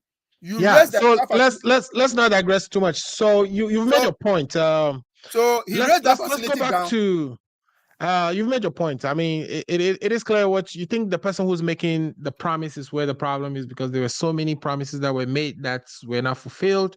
But you believe that hospitals are good things. The NDC have impeccable records, so we got that. Let me take this quick messages, and then I want to go back to Efa quickly for 1 minute rebuttal, because we've said so many things that point to his presentation, and I'd like for him to respond. But before I do that, Akko Radio is saying, Jima FC Director Efa, how are you doing? Okay, so that's the greetings to you, Efa, from our station, Akko Radio. Edward Ofori is watching. He's saying that Dr. Danso, great job. He's impressed with your presentation there, Dr. Danso. And then he's also saying Ghana Agenda is the best show. We know that. So yesterday I was there watching Adon Paul Autry make his presentation on what he means when he's doing what do you call it? His editorial.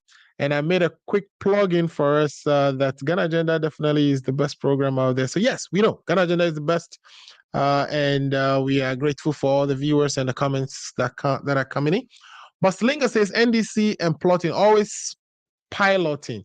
They plotted, okay, I'm thinking it's always plotting. They plotted the NHS and also free SHS. All right. And Boslinger again says, I've heard Muzu, you have been wonderful today. You are doing great. Keep that up. Thank you so much, Boslinger. Now, what I want to do is bring in Efa, and then, of course, our brother, Dr. Ofori again says, finally, Lifetime Legacy showed your face. Yeah, Lifetime Legacy has shown his face, and we are happy to have him on the show. So what I want to do now is bring Efa back in quickly. Efa, if you're still with us, you've asked a couple of things said about your presentation. Some challenges to the figure you quoted, which is the 17 million for the district hospital. Dr. Lawrence says that there are different textures of even sun across the country, and therefore you couldn't have that uniform figure across board to say it was going to work. Do you want to rebut to that quickly? Otherwise, we can move on to the next topic. All right. Efa, can you hear me? I think you're on mute.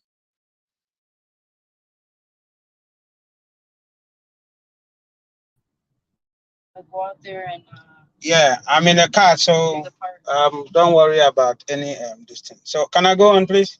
Sure, go ahead. Yeah. Okay, so a few comments. First, Lawrence, I have to make it quickly for us, right? So do it in about 1.5 minutes so we can. It's not really going to be quick, but when my time is up, just cut me off. Lawrence's presentation where he infuses insult, see, he gotta take it off. What happened? Keep it to yourself. Don't come on a show like this and be using such words and other ones and repeatedly. Right. See, I mean, that is, and I mean, why can't you make your presentation without insulting? You can disagree, but what is all that? So please make the presentation without that. Now, let me correct some of their lies. NDC did not complete 123 secondary schools. See, they've said so many things. You need time to really throw away their propaganda. Now, the project was 200 secondary schools. When IMF had it, right, they gave a grant for 123 secondary schools. Of those 123, they did not even complete up to 50. They did not. And this is record. They did not complete up to 50. The Minister of Education made a presentation in Parliament. Kujektua Blocker was there, and he said that even the ones that were not completed, they still have to go look for money to complete. And since MPP came to power, we've completed 27 of those ones. These are all matter of records. So there was nothing like you completed 123. Get the facts and the record straight. So that is that. Now, they are talking about health infrastructure, right? Now, all these regional hospitals he's talking about, Formina, Sewua, and all those places, right? These were projects Kufuor initiated. The irrigate projects were initiated by Kufuor with funding and everything in place. It so happened that after 2008, we exited power and you guys came. It was supposed to have been a 36 months project. And we are still talking about not being completed. You see, you stayed in power for 8 good years and you did not complete it. And some of them have been completed. And there is not a single of all those projects that we have not touched. That's not true. They are at various stages of completion. And I may not have time. Like I said, I may not have time, but I can share all that we've done as far as that is concerned so far here. So let us get that one straight. It is very, very important. Now, let me put it on record too, that University of Ghana Medical Center, the second phase is still ongoing. The agreement, the loan agreement for that was approved in 2018. It is not a fully completed project. Now, the first one was completed in 2016. You commissioned it, but you did not operationalize it. We operationalized it in 2017. So get all these kind of stuff. You have to get all these things straight. What we are saying is that NDC believes that some districts don't need. When you say you operationalize it, what exactly do you have to do? Make people go there and work. You know, them put the management in place. You know, like hire doctors, nurses. You know, the management. They just did the ceremony. We've completed and closed it. That you come and tell us it's not true. They just go and for show, because it was 2016 and it was election for show. Oh, it's completed, closed it. We have operationalized it and we have started the second phase. There was no money for the second phase. What are you talking about? Now, here is where the problem is. Now, we see a need and we are doing it. They say, go and complete it. We are going to go complete it too. They say, oh, no, blah, blah, blah.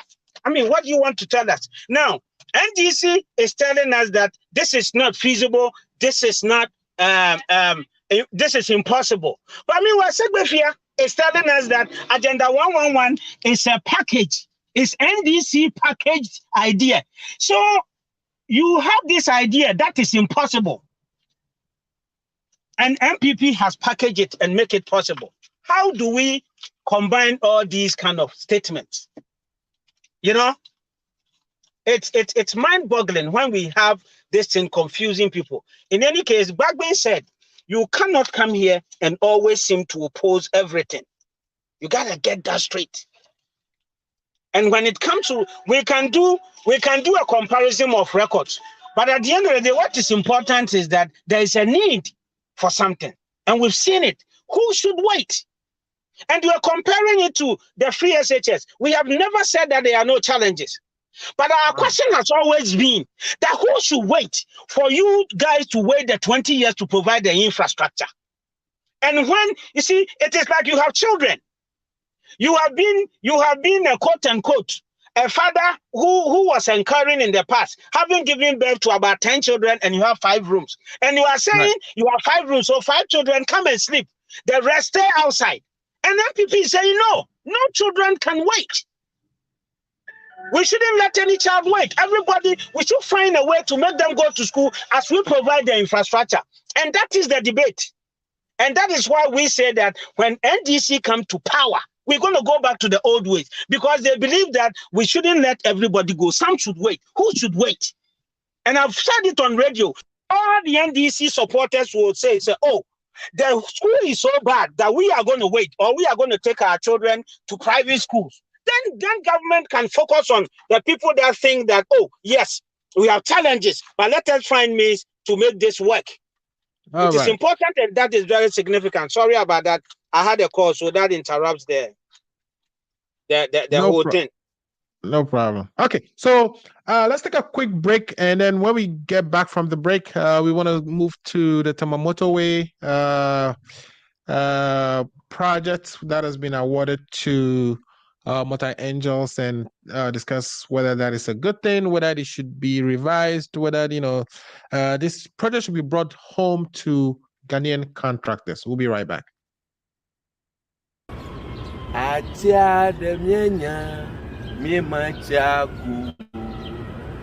Gaga nyedona vovolina nyakomato obacha demianya mimachaku Gaga nyedona vovolina nyakomato obasiana atia de yonya nabiwe omachaku au atia Yana Yemachaku Gaka Wado Bobolina Yokomato Gaka Wado Bobolina Yokomato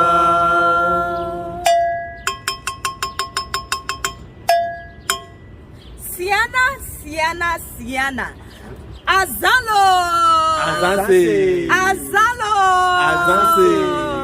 Madam no fima bi ambere nka jijo pon magale nyasela klonu pola afaya maha siana time gado time ado miga siana woga kaka ajaya fuhiya mata miga woga virtually enye empress mausi enye ganya to bazuku enye ganya dadalo enye kwanya kamachio miga le siana ji afaya maha esbidon alagbawa mabana enye esbidon the camus for the royal king kunugu chano na kunugu chano na kunugu kwa apia no bibina salike the dollar of plenia siana bravo boy nya ya wo kemiga na mile nya ko sema biga region akono mi blamia ji bi so se na nya ba no abuano na gaga wu. Okay, welcome back to the program. That was an announcement for Siena, which is the Council of Airway Associations of North America, which will be having another virtual convention this year, starting from September 3rd through September 5th. For all airways in the United States and Canada. If you're listening, watching us, please note those dates and join the Siena or the Association of Airway, Council of Airway Associations, to continue to contribute to the development of the Volta region and Airwayland, which means both Togo and Benin. All right, so back to our discussion. Kwame Nkrumah has done Tema Motorway at a time when Ghana's population was about 5 million. Today we are about 31 million, going to 32 million. We've expanded. We've not expanded motorway. We've done a flyover to kind of decongest the route to Tema when you're getting to Tema, because it's always congested there. But phase 2 of this is where we want to make a 5-lane expansion of the motorway itself, and we try to do this through a PPP, which is a partnership with private entities, where they would finance the projects, manage and toll it. In other words, they'll build it, put toll booths on it, collect those tolls for some number of years, and then hand it over to government. We put out a solicitation for that, and we had 23 companies responding. Noteworthy. Something to note is that not a single Ghanaian company actually proposed to be part of the PPP. That is because we needed the companies that would be taking on the project to be able to finance it. At the time, we said it was going to cost about $470 million to build. And the 23 companies that proposed, we found that none of them actually met the requirements that we laid out in our solicitation. So we drew the PPP solicitation, and then now decided that one of the companies, Motor Angel, a South African company, which is actually owned by, is it a Portuguese? It's a Portuguese company, but incorporated in South Africa as well. We singled them out and decided to pursue them on a sole source basis, where now we are giving them a contract to build the motorway or expand the motorway for us, but not the other components where they would maintain and toll it for some years. Now they're just going to build, deliver to Ghana, and we would be doing the maintenance and the management ourselves. But for some reason, the cost went up to 570, almost 100 million jump. Now, questions are being asked. Why are we giving such a project to foreign companies first? Why hasn't the negotiations or the agreements with this foreign company gone through Parliament? Because my understanding is we've gotten the PPP approval to sole source it, which is by law, but it also has to go through Parliament according to Article 181.5, which says that negotiations or agreements with foreign entities be routed through Parliament for approval. But that hasn't happened yet. And the cost involved, people are also questioning whether, the cost should be going up now that Motor Angel is now, bringing financing in, that the Ghana government have to go look for the money themselves. So we Ghana have to look for the money and pay this company just to build for us.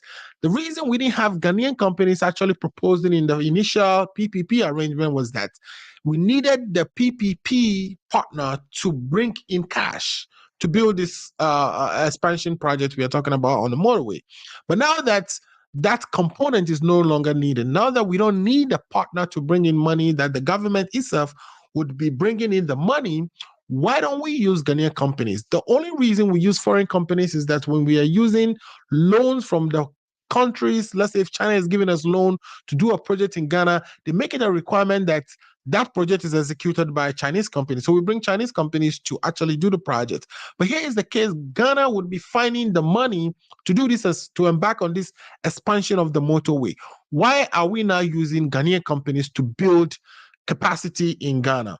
Let me bring in Afa on that for first comments. Afa, if you are listening, okay, I don't know if Afa is ready, but Afa, if he's ready, let me know. Okay, great. I think he's ready now. Afa, so what can you tell us about this project? What do you know about this project and, the whole cry about the fact that we are giving it to Motor Angels, which is a South African company. And the question being asked is, when was the last time South Africa actually gave project to a Ghanaian company to execute a project such as, just an expansion of a motorway or a highway in South Africa? When was the last time that happened?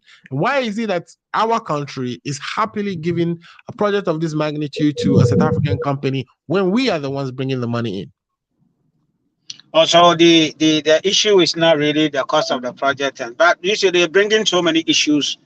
I think the cost of the project is the issue as well. Because initially we were saying, bring in the money, do it yourself. It was going to cost 470 million. Then all of a sudden we increased it to now almost 570, which is about 100 million jump. And we are saying, if this time around, they don't even have to do all the things we were going to do under the partnership, the PPP agreements. They are only going to build, deliver, and that's it for them. Why has the cost gone up? Yeah, so the cost of it is the cost of project, and just as all other projects has been, there is always this issue of the cost is too much, the cost is this, and blah blah blah.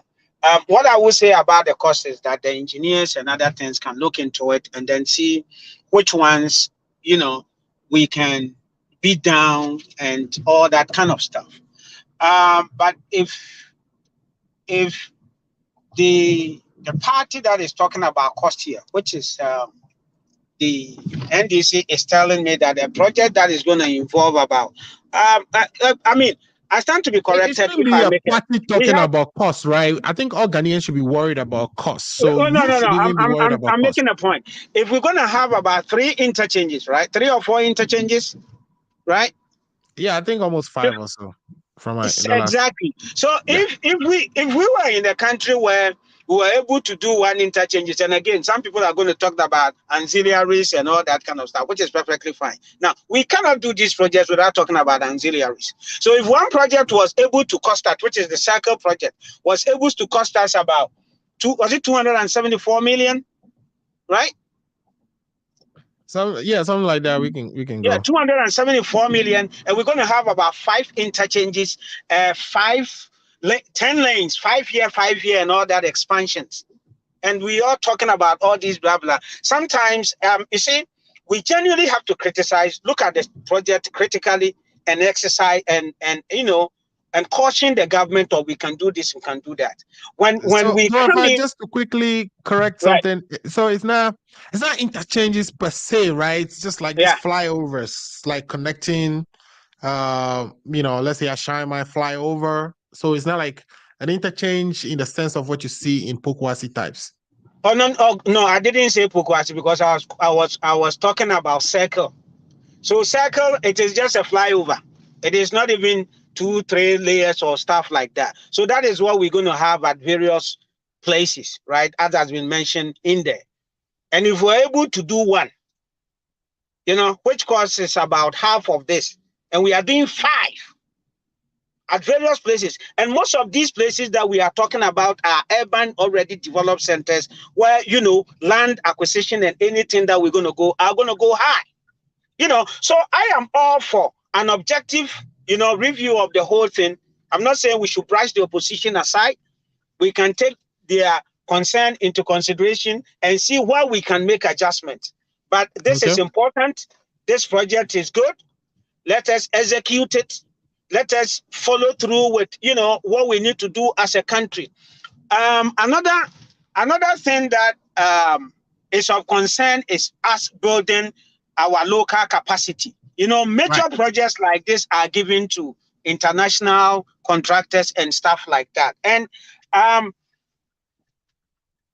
agree with people that say, we should sometimes give some of these things to some of our projects and some of these projects to some of our contractors to be able to build our local capacity. That I am all for, So over time, we should find a way to develop our local expertise, our, tools will specialize in all of these things. I don't know if they exist. We have them currently that we are bypassing them, but we certainly need to make sure that in the long term, because these things are going to be coming up, that we put in place a policy that gives, the Ghanaian the ability to, do these things so that we can also be winning international contracts and stuff like that.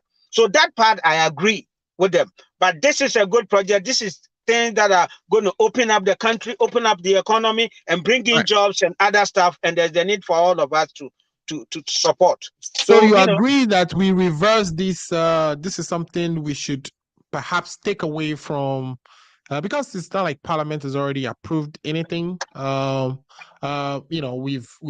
minister have signed an agreement with Motor Angels. Motor Angels is taking that agreement all over the world, looking for financing in order that they've wanted a project in Ghana, etc., etc. But chances are the Parliament could say, we disagree, that they would have to do that project and send it to locals. So you are in agreement too that, we shouldn't give this to, especially if we are going to be the ones funding it, then we shouldn't give it to foreign companies. We should give it to a local company. I am, you see, I said that with the caveat that we need to build our local capacity. I don't know if we have the local capacity to do these type of projects. You get what I mean? We do. So, yeah. So if we have that local capacity, then it is important that we look at our local capacity, because then the money will be revolving around ourselves and we'll be able to, channel this money into other projects that will be needed in Ghana, because these foreigners will take it out, But sometimes there are specific reasons that go into why a Ghanaian company may not be chosen, but an outsider may not be chosen. Maybe it has to do with financing or whatever it may be. Right, but some of these things, if it is the case that the financing now, Ghana is doing the financing. Right, if it is the case that we are financing it, that it is important that we look at our local capacity, our local contractors, and see if they are capable. Then why won't we give it to them if they are and they can do it? So if we don't have it too, then it is important that we build our local capacity. Because you see, to be developed, you need to be revolving the money around yourself. If you push the money out, they come and make the profit and take it away. And that will not be benefiting us. So that is what I'm going to say. But the cost of the project and all that is involved, it's close to that amount. And I think for that one, the opposition should consider that. But the other aspects too, the government can chip in and see which local companies have the capacity and ability to build. And then, we look at that part. Thank you. Okay, thank you so much for that. Let me bring in Ato quickly. Ato indicated that he may be departing from the show a lot earlier today because he has to attend to something else. But Ato, quickly, here's where the government, when they were trying to get a PPP arrangement where the partner we will be bringing in was supposed to bring the financing, do the project, manage it for a couple of years and hand it over to Ghana. We quoted a lower price for the project, $470 million. Then, because we couldn't find any company qualified or, meeting the requirement we had set out in that solicitation, we went out to sole source with this particular company who was one of the people or one of the companies that proposed.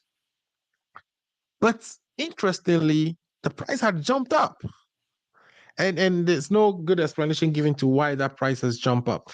And we're also saying that, Ghanaian companies were ignored in this process. So like my brother has said, FA said, it is important for us to take a second look at that and empower our local companies by perhaps reversing that decision and including them in the solicitation as well. Do you agree with what he has to say? And if you do you think it makes sense that the price will go up instead of perhaps going down now that Ghana, the country itself, would have to look for the financing? Yeah, thank you very much. I'm on call this weekend, so I have received a call to attend to it. That's why I have to leave. I'm sorry about leaving early today. No problem. I discussed this last week. I'm surprised that as Ghanaians, when we're in opposition, we're always opposed to sole sourcing. I agree with you. Why would we even do sole sourcing for any activity in Ghana? If it was your personal property, would you do sole sourcing for an activity like that? Right. And I wanted to explain what you were trying to explain to the public. So what usually people do is it's called build, operate, transfer. You bring your money, you build, say, a road, you set up points, checkpoints, and then you collect money through the toll booths. And then when you've made your money and profit, then you transfer to the government. Right. Like you said, that was what's supposed to be the prudent thing to do. That was the value for money. Like an outsider brings money, they build, they operate the toll booths, and they transfer to us. Right. But in this instance, we are rather having the money, going to give it to a foreign company. That's unconscionable. It's mind-boggling that any government would even think about this kind of deal. Last week we discussed this. If it was gold, we didn't have the expertise. So we had people who had expertise. They come with their expertise and then they mine for us. In this instance, it's just about we want to build road. We have contractors in Ghana who can build a road, and then we give our money to a foreign company through sole sourcing to come and build for us. In this 21st century, then what are we doing as a country? What are we doing if we cannot mine gold? We can't build roads in our country. That when we have to give it to people, the amount increases. There's no excuse for this. I'm sorry. There's no excuse for whatsoever for this. And it upsets me so much. Like in 21st century, we talk about sole sourcing. We are giving our money to somebody to come and build roads for us. Perfect. Where else would you hear this than Africa? Where else? Right. Where have you gone wrong? And you never see Ghanaian companies. We have formidable Ghanaian companies. Do this. If we have the money to do it, if you're bringing your money, that's fine. Come, build, operate, transfer. Right. In this instance, we are the one giving money to a foreign company to come and build roads for us in Ghana. I understand the Tema Motorway has been built by Nkrumah for a long time. It needs expansion. But that should not defeat the fact that we have to give our money to somebody and come and build roads for us. And the money keeps increasing just when we want to give the money to people. Through sole sourcing, this is one of those unconscionable deals that I've ever seen in Ghana. I'm sorry about it. Okay. I don't have anything else to say. I don't know what else I can say about this.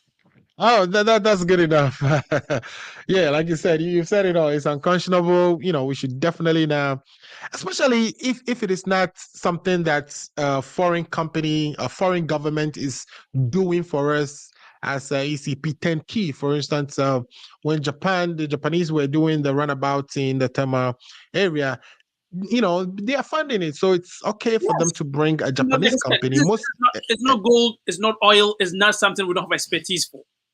This Right. is something that this is very basic. We don't need South Africans to come and build roads for us. We give them money. They don't have the money. We have to give them money to come and build road for us. Right.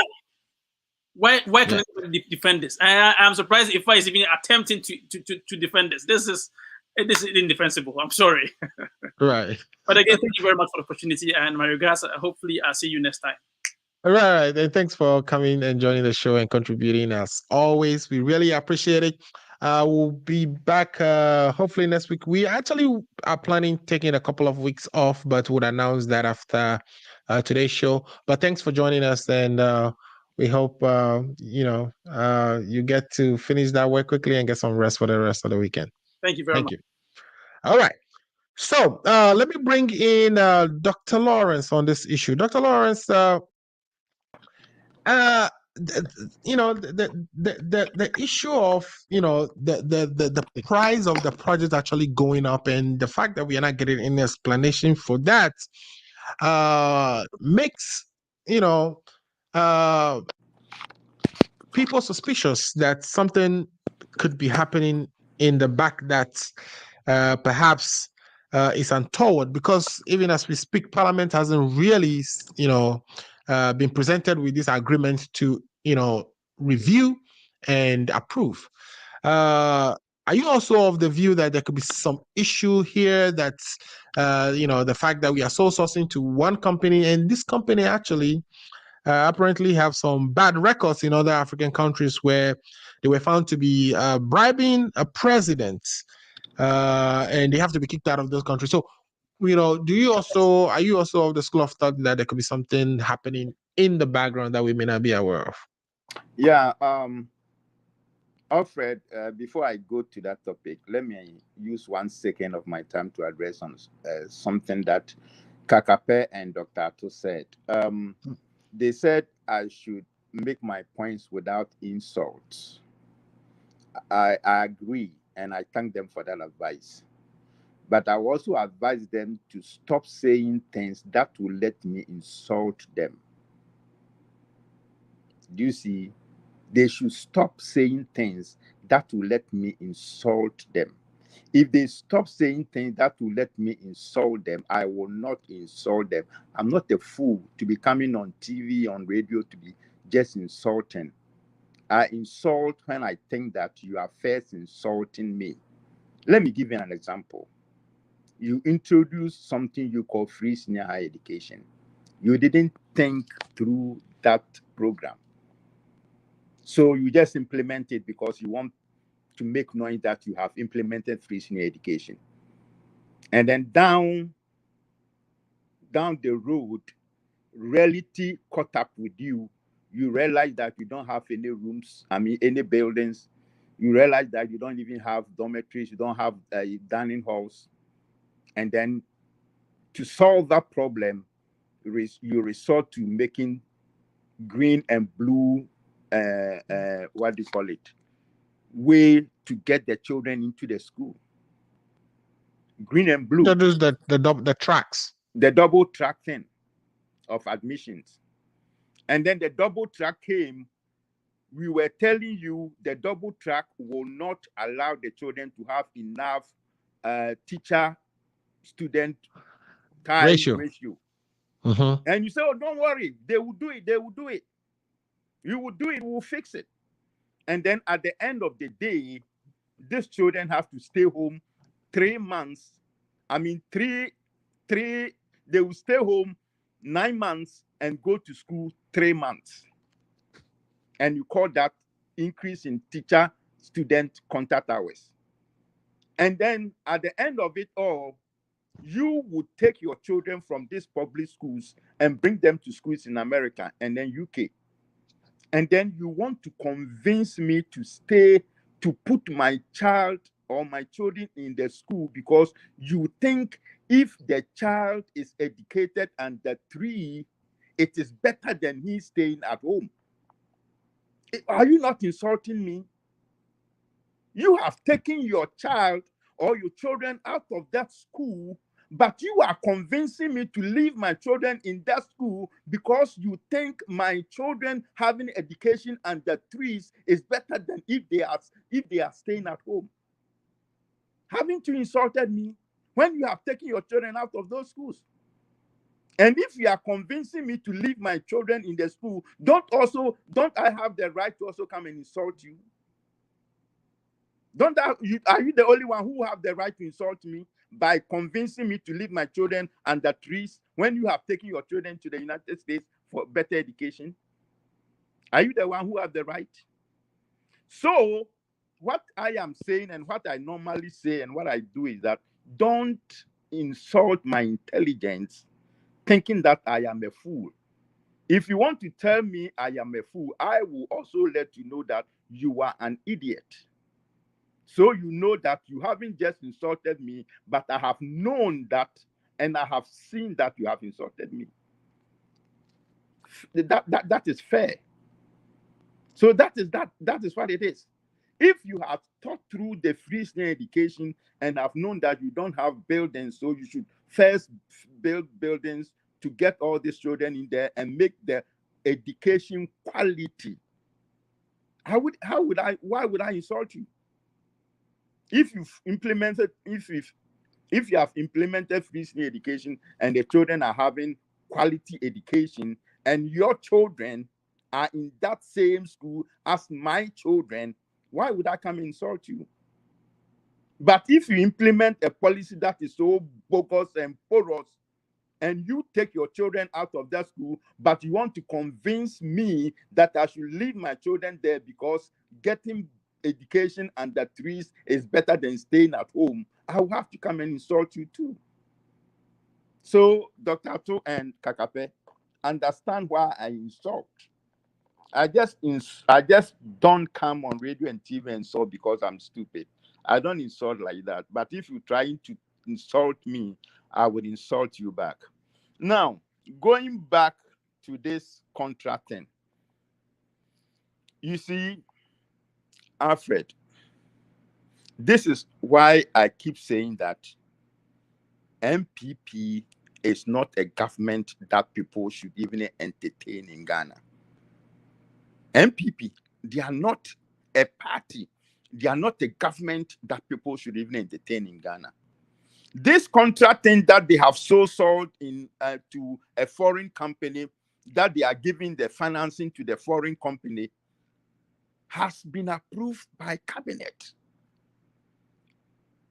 And the chairperson or the chairman of the cabinet is the president.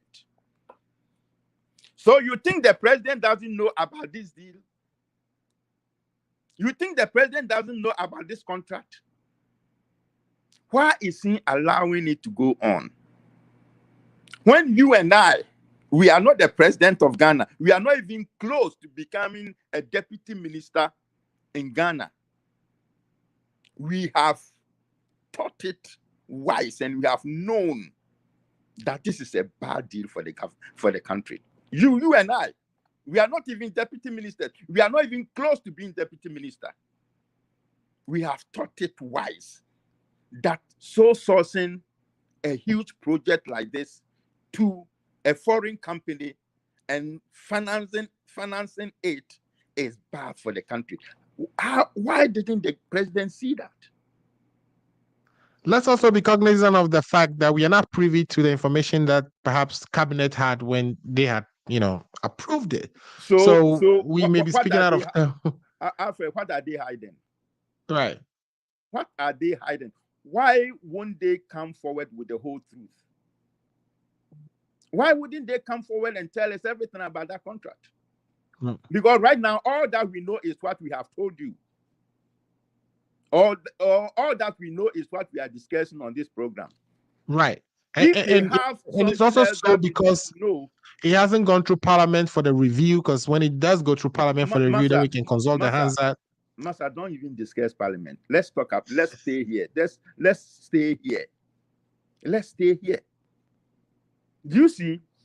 And it is the NDC who are talking about this thing. Oh. It is not the MPPO. Right. And you see how Dr. Atu was saying he is even surprised that Kakape is defending this indefensible. And if I should insult you on this, have I done anything wrong? Something that Right. is indefensible. Like I do have a comment here actually from Dr. Rasa Kolache, who says that Dr. Lawrence, insults do not belong to the intellectual public square. Deflate arguments with superior ones. So that's his advice to you. And that is what I know. What he said is what I know.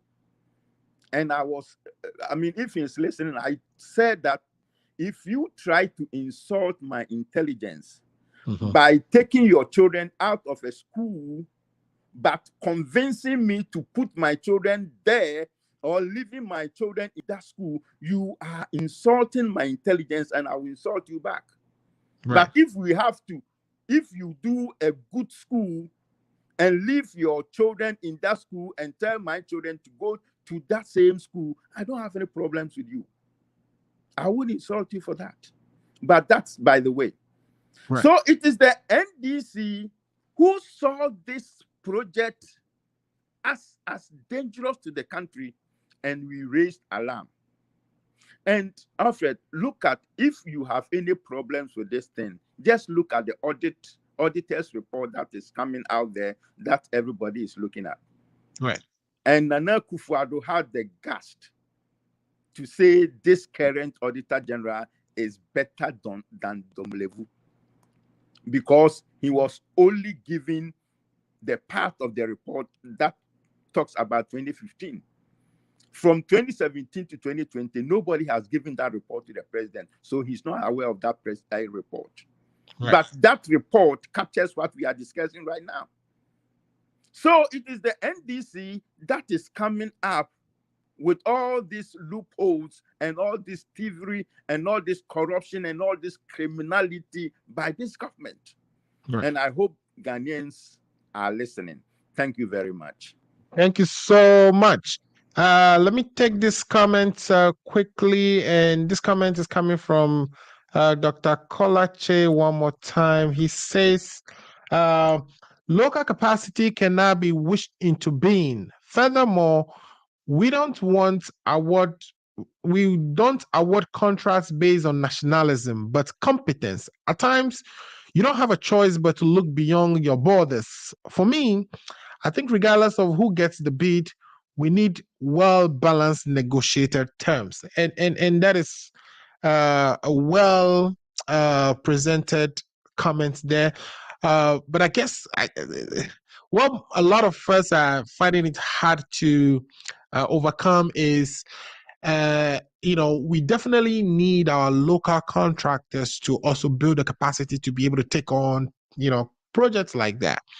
And so when the opportunity comes, especially when we are financing it, sometimes it may be more expensive to do it even with the local, companies, but sometimes it just makes sense for us to do so because it is the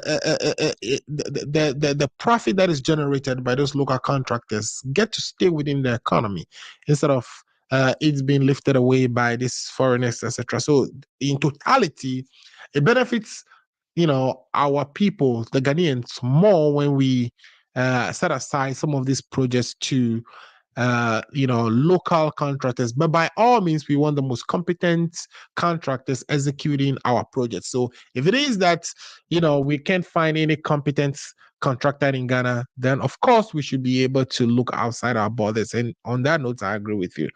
And then Dr. Kolachi also says that sole sourcing is the most moronic move anyone can make, let alone a government.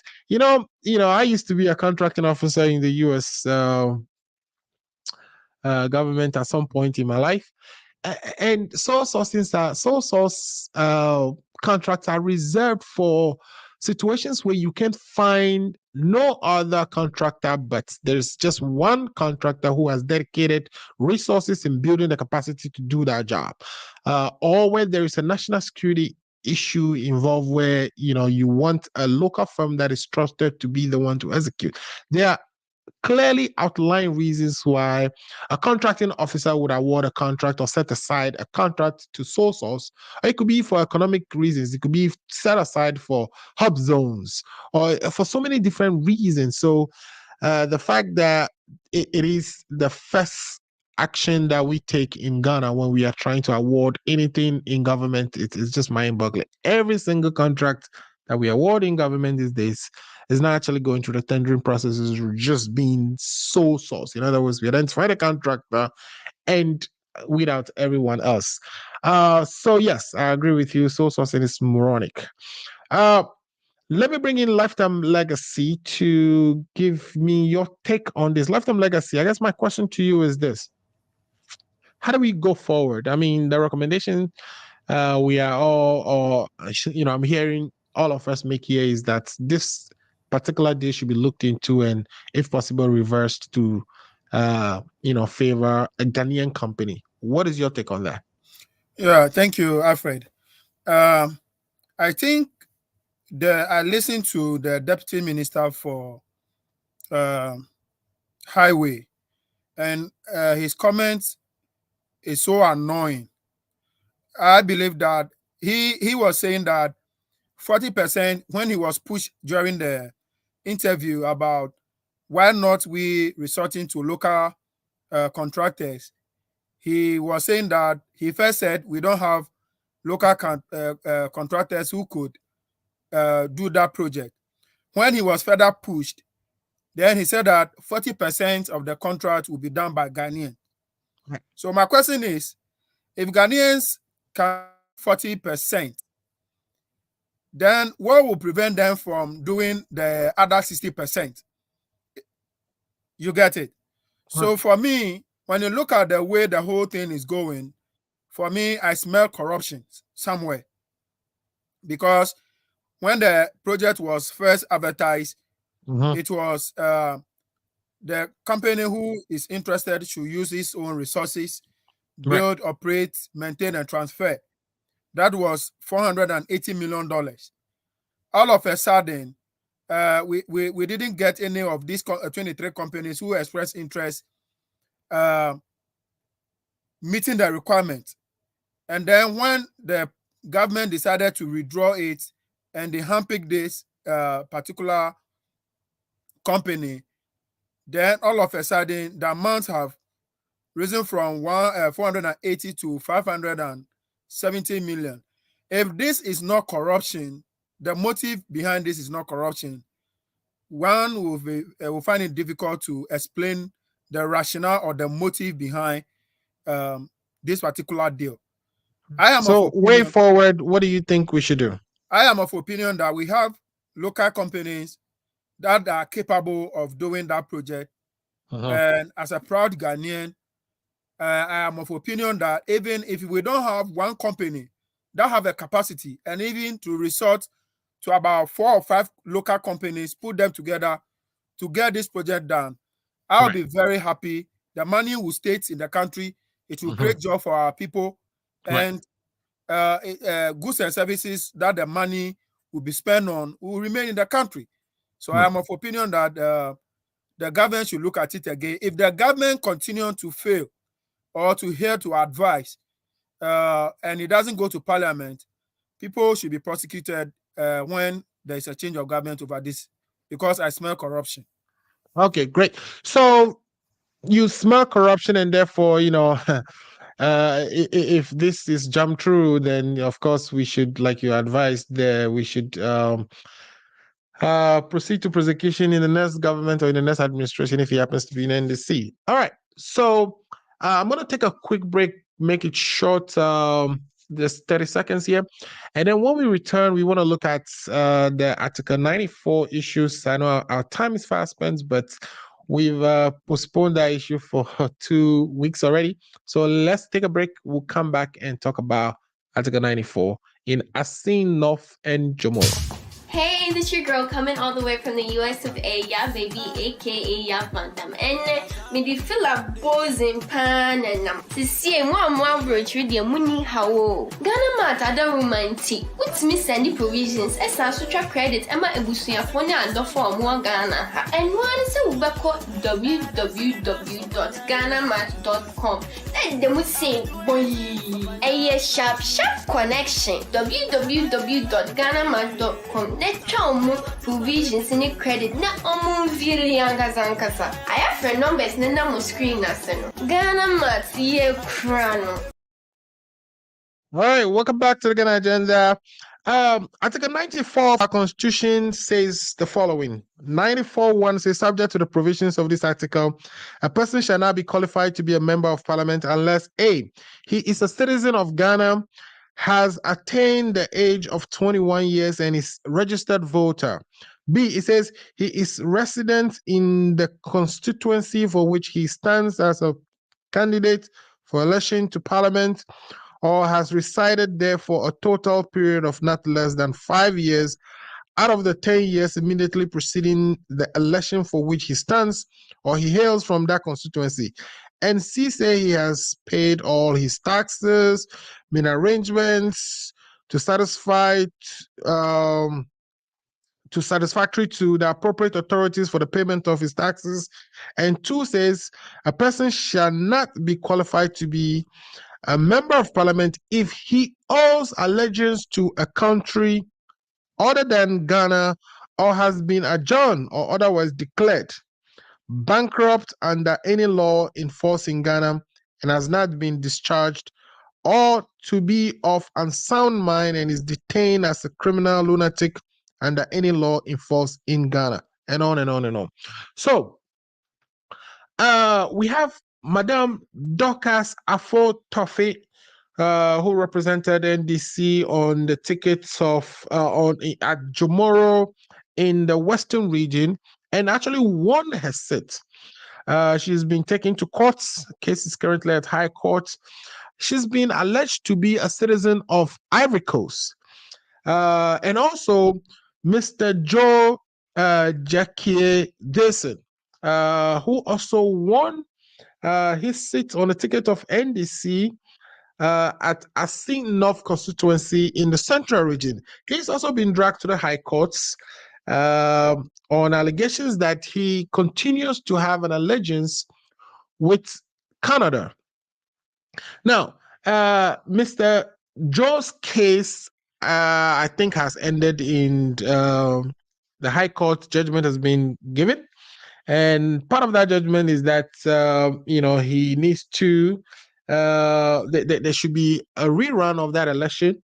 They found him not to have properly renowned his allegiance to Canada as the day he was filing the application to contest the seat, that his Canadian citizenship renunciation has not been issued.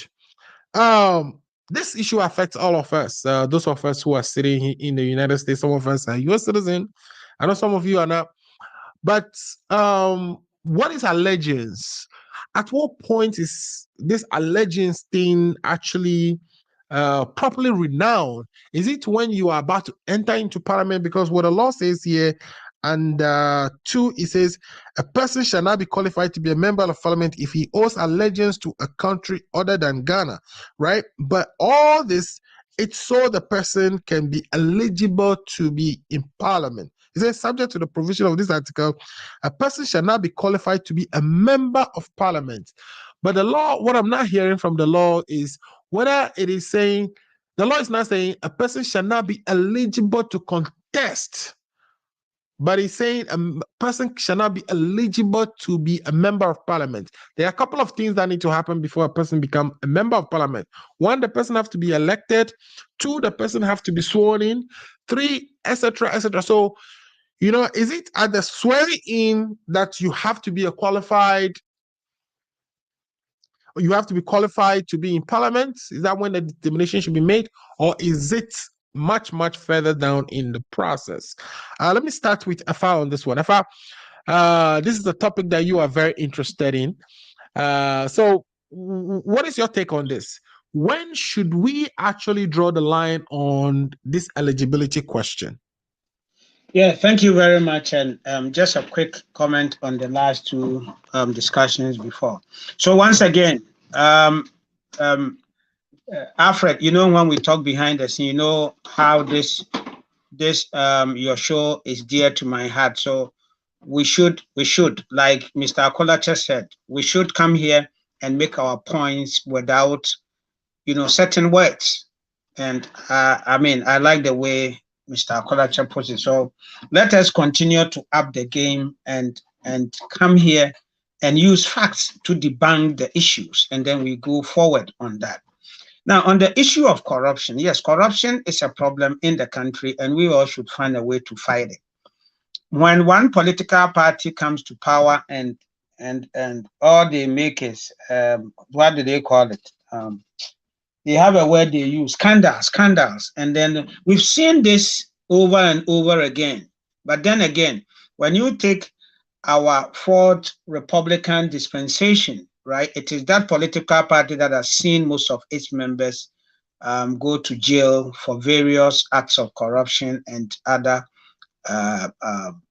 acts against the Constitution and the country. So let us look at that aspect very carefully. Now, the issue of sole sourcing seems to be a border for both political parties. Is it a way that we can couch a path forward for ourselves?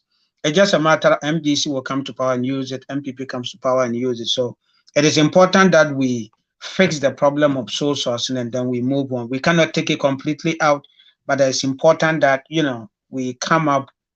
If the current situation is not working, we do something about it other than playing political game with it. So that is that. Now let's go to the discussion that you have for us. So citizenship and allegiance have become an issue, and just as you read in the Constitution, see that question has already been answered. Now, the failing of the process, the process is part of all the qualification of you becoming an MP. And on the sheet, when you are filing, like when you are filing with the Electoral Commission, you know, you fill out these forms where they ask you all these questions and you fill them out. So right, it's important that, yeah, we take this into consideration. You see, where I am and what my party suffered and what is going on, it informs us that, you know, as a country and as both political parties, there's the need for us to do something about that article. Right. I personally don't think that dual citizenship or you taking up another citizenship means you cannot function in what we can exempt the presidency. That I don't have a problem with, but others that have been added in, I disagree with the current position of the law. I disagree with what its interpretation has been. But hey, we have the Supreme Court, and that is what they tell us, right?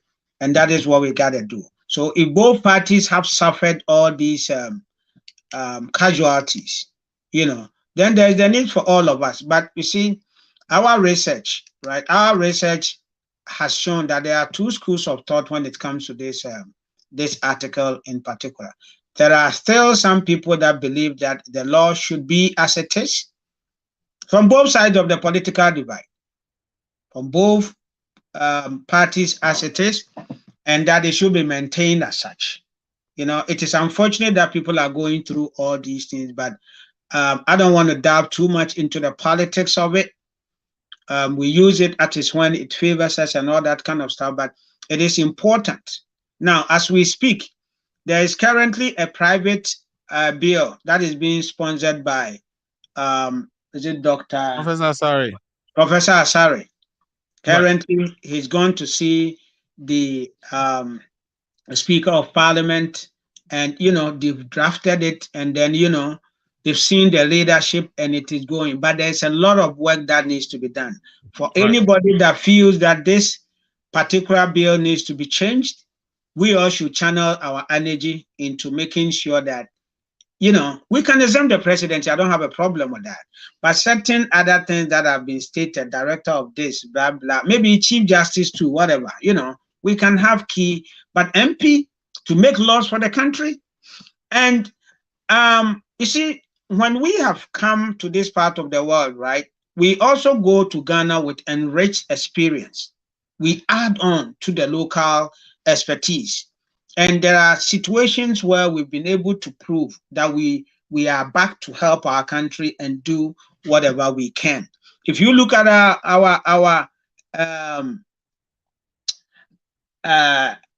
if you look at our source of income, right?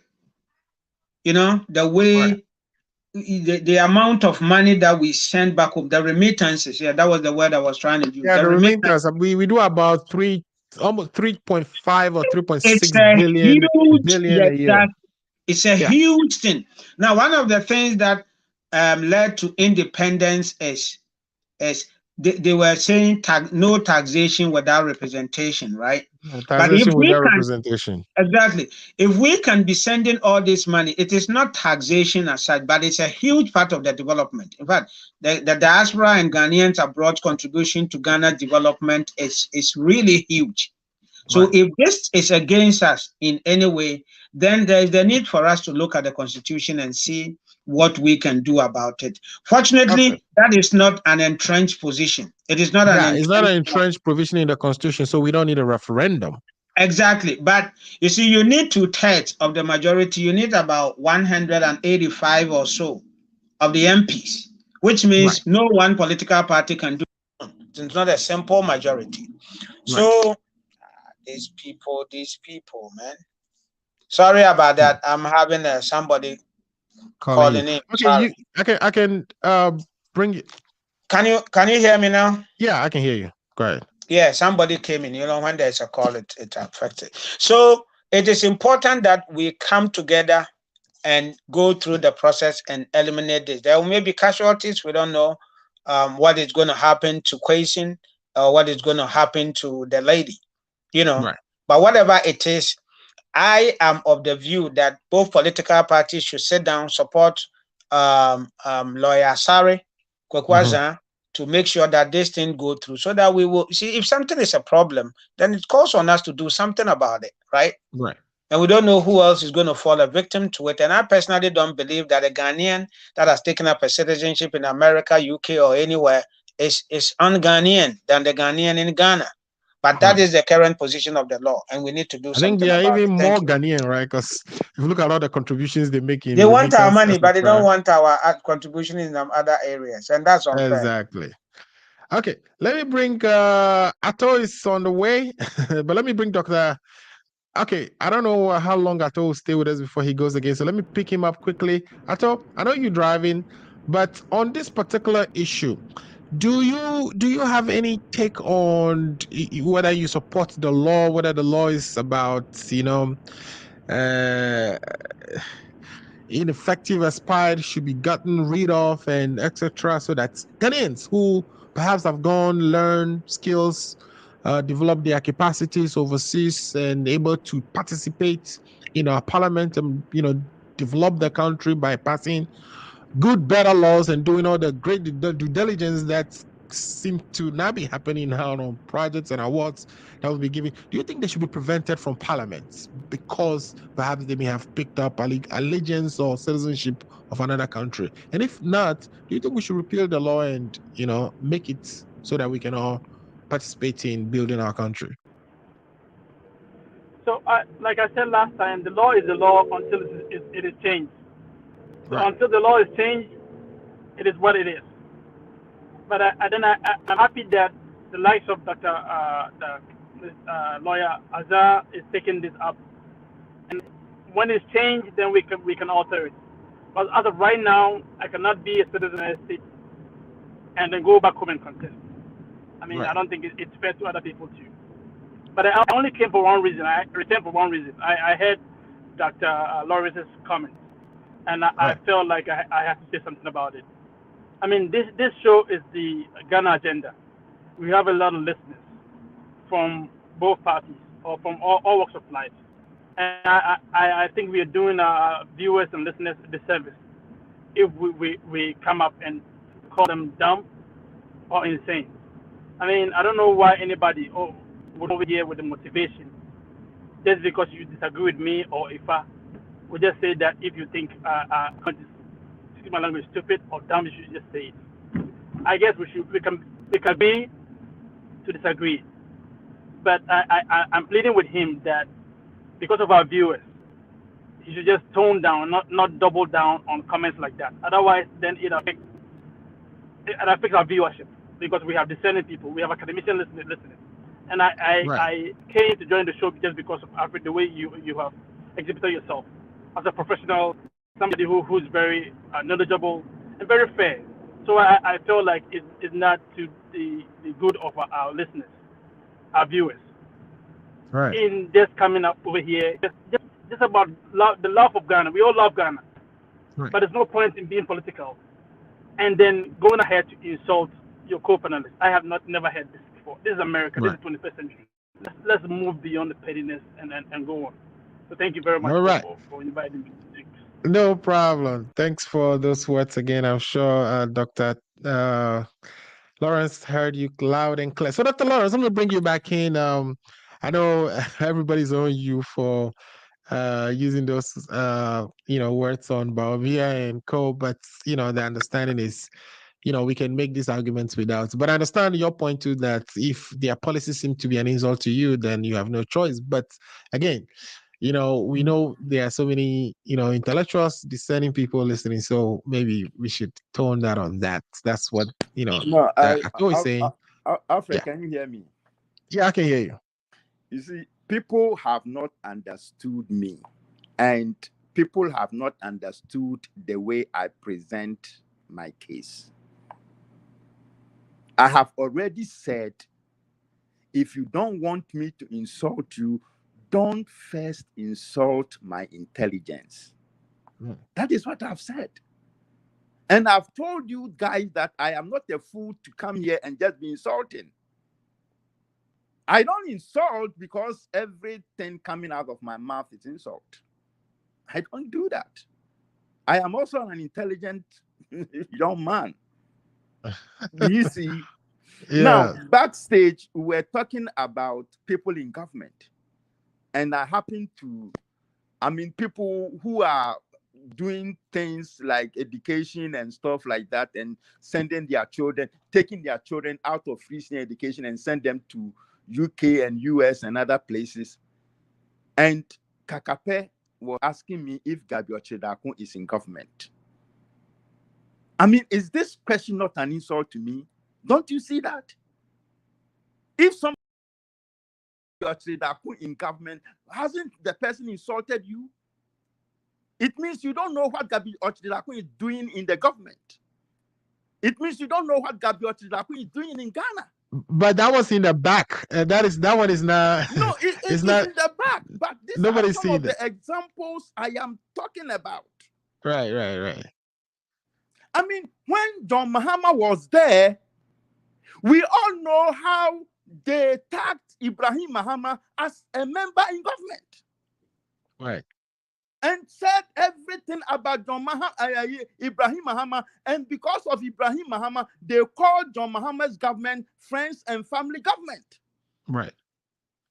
And now Gabi Ochedakun is doing everything in this government. He travels with Nana Akufo-Addo, the president, to anywhere he goes. Right. And you are asking me if Gabi Ochedakun is in government. Is that not an insult to my intelligence? That I don't know that Gabi Ochedakun is traveling with the president to anywhere he goes? Is Gabi Ochedakun in government that he should be traveling with the government? Yeah, but they say you can talk about that without saying somebody's an idiot or somebody's dumb or stuff like that. And you see, I'm so surprised and disappointed in Dr. Atto making reference to this idiot and this stupid thing because I use it as an example. Right. I didn't say anybody on this platform and any of my list of the listeners are idiots or stupid or whatever. I was using it as an example. And I said it and I came back and made myself clear that I don't insult unless you try to first insult me. And this is exactly what Kakape is doing right now, asking me if Gabi Ochedakun is in government. When you guys knew Ibrahim Mahama was not in government, but you forced Ghanaians to believe that Ibrahim Mahama was in government. Do you see what I'm saying? Yeah. Okay. we got that. Okay. All right. So let's go on. I mean, on this allegiance matter, you were saying the highest court has ruled on it. I haven't heard about it because I know the NDC was in court to seek clarification on when somebody renounces his or her allegiance to a country. And I haven't heard that the Supreme Court has ruled on that. No, I didn't say Supreme Court. I said the High Court. Oh, the High Court. Okay, sorry about that. I thought you said I heard the highest court. That's what I'm saying. I heard the highest court. So I think some few weeks ago when I was on this program, it came up for discussion, and I will still go back to the same thing that I said the other day, that this matter is at the Supreme Court. We don't know what the Supreme Court is going to say about it, because you mentioned stages into which somebody would become a member of parliament. The fact that you pick, and I stated the other day that the fact that you pick a form doesn't mean you are a member of parliament. Right. The fact that you go for vetting does not mean you are a member of parliament. The fact that the EC has cleared you to contest for the elections does not make you a member of parliament. The fact that you have even been voted for to be a member of parliament does not mean you are a member of parliament. What I like about that is somebody could have gone to contest but lost the election, and that person would have an allegiance to another country. And I've never seen any such cases. Yeah. If we want to apply this law, it shouldn't be only for those people who perhaps won the election. And that's what we see all the time. It is those who won the election that we actually take to court and challenge them. When they win the elections, they become bitter to the losing party. So they would want to find a way to get rid of you. I mean, some even go all the way to even killing you, you know. So Ghana democracy and Ghana elections has become very dangerous. So and like I said, the fact that you have even won the elections to become the member of parliament does not make you a member of parliament. It is when you are sworn in as a member of parliament that you have become a member of parliament. And this question case, you know, stretches across all those levels until he was sworn in to become a member of parliament. So the NDC is in parliament the NDC is at the Supreme Court to seek clarification as to when this allegiance to a country stops, when you either when you pick a form, or when you receive a response from the country, or when you receive the actual certification from the country that you are no more, or you don't have any allegiance to the country, that you cease to have an allegiance to the country. But the difficulty I have with this Supreme Court is that they are very unpredictable. You know, right. when you think that this is how the case is going to go, then they swerve it. And I'm using this Ghana birth certificate as an example. You know, right. Everybody knew in the whole world, as far as I know, that when you have a birth certificate, that tells anybody that you are from that country, you are a citizen of that country. But it is only the Ghana Supreme Court who disagreed with that the fact that you have a Ghana birth certificate doesn't make you a Ghanaian, you know. So let us wait for what they would say, because they are very unpredictable, and sometimes I mean I'm on TV, so I don't want to say that, but you can see that sometimes they are what do they call it? They are unpredictable. yeah, their verdict has some political tones around it, but well, you can't say that because they are the Supreme Court, and you don't want to be called to the Supreme Court for contempt. So you just have Right. to leave it like that. But I think we this is a matter of very importance. Like we said, we send about 3.5 billion cedis to Ghana every year, and that is huge to a country like Ghana with that small economy, you know. But you don't know what the Supreme Court would say about this. But I hope that the interpretation by the Supreme Court will be very clear this time for everybody to understand that allegiance stops from this point, and that whenever the verdict comes and it's like that, all the parties will agree. So Ghana will move on as a country. All right, great. Those are wonderful submissions there. I'm so grateful for that. Let's go to Lifetime Legacy. Lifetime Legacy, you are the one standing between us and the close of the program. So I'd like to take your submission, and then we go to give our final thoughts. Yeah, what do you on this 94 Article 94 issue? Do you support an amendment to the Constitution on this ground? And what is, in your assessment, do you think the whole process should begin? The eligibility, is it when you're about to be sworn in, like we discussed, or when you pick up the form? Yeah, as somebody who have contested election before, both within the political party and also external. What I mean by external is I've contested for an assembly position before, Right. and then contest election within my party. And I know as part of the form, the question of dual citizenship is asked, where you need to state your position on the form, either you are having dual citizen or not. But as and when allegiance is questioned, that one, let's wait to the court decide on this issue. But from where I sit, looking at the way Mr. Kwesi's issue is, I think the Electoral Commission that knows the law and who implements the law clear the man. And I know he explained all these circumstances to them before he was cleared. So all that I would say is that the government of the day, I pray that they are not behind what is going on because of the equal numbers we have in parliament. Some of us saw this for coming this and other ways and means to prevent the number from to reduce the number from the current state we have it now. But this is a law that can affect anybody, any person living in Ghana who is having a dual citizenship. Right. In Professor Asare's efforts to get this law repealed from our constitution, I am fully support, because you and I will one day be willing to serve our country in a capacity that we can. And the only way we can do so is to have this law repealed.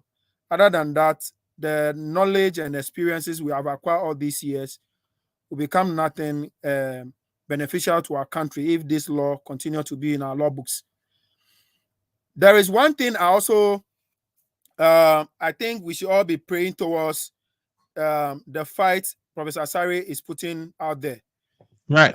I pray that our politicians in Ghana will not see their fellow citizens outside the country as a threat, where it will be like when this law is taken off, then they will be rocking shoulder with them. And when it comes to that aspect, they might perceive you are more resourceful in terms of contest than them. I pray that they don't use that lens to look at it in that regard, and look at it that we are all citizens of Ghana, and we have acquired a lot of knowledge. People are willing to serve their country genuinely. One thing I have also noticed is that no matter how you've acquired a different citizen status, you are still a Ghanaian, and the Ghanaianness is remaining in you.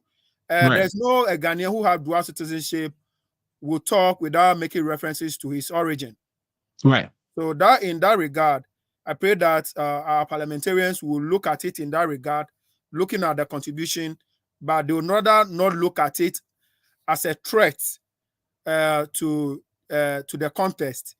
I don't know Okay. if you understand where I'm coming from, because Yeah, I think we made your point. I'm a So in politician, other so I words, understand the language they very would well. think it would be an unfair competition for people from overseas with more resources Absolutely. So competing I with them pray that for they don't look at it in that regard, Right. and look at it that we are all citizens and equally deserve that opportunity.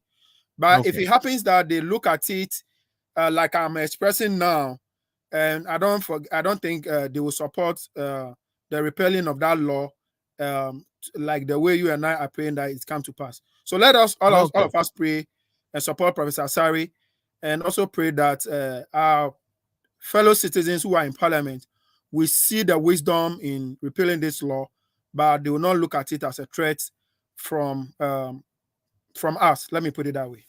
All right. So, Lifetime, since you're on, give us your last word on today's program, what you've learned, if anything, the discussions, and if there are any last minute things that you've probably forgot to present in any of your submission on any of the 3 topics we discussed today, and then we'll bring the program to an end. Yeah, for me, like I stated earlier, I am in support we having a healthy system in terms of health infrastructure. What I have come to see in my stay in US, it's enviable, and I'll be very happy we have such infrastructure in our country, because you and I have parents, if even our mothers and fathers are even here, we still have aunties and uncles there who at the end of the day also need to be taken care of when they fall ill. So for me, I am for anything that will increase infrastructure as far as health is concerned. But let's make sure the right thing is done. That is what I would say on that. And also on the issue of the Tema Motorway, I still believe Ghanaians are capable of developing their own affair. Ghanaians have the capacity, and for that matter, the only way you can perfect to become an experience is to start to practice. So if the government think that the Ghanaians don't have the knowledge or the expertise, this should be a test case.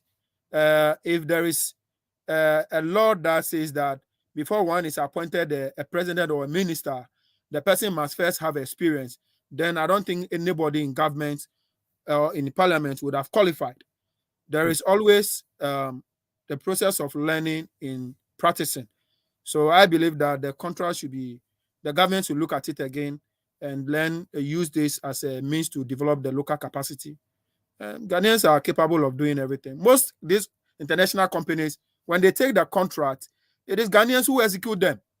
So the knowledge for me is there. Let's empower our local force to do the project for us. All right. All right. Thank you so much for that, Lifetime Legacy. At this point, let me bring in Dr. Lawrence to also give us your last words, if any last minute advice or comments you want to leave with the viewers and listeners. Yeah. Alfred, can you hear me? Yes, I can hear you. Okay, good. My last minute comment is that in fact I've written 3 down here.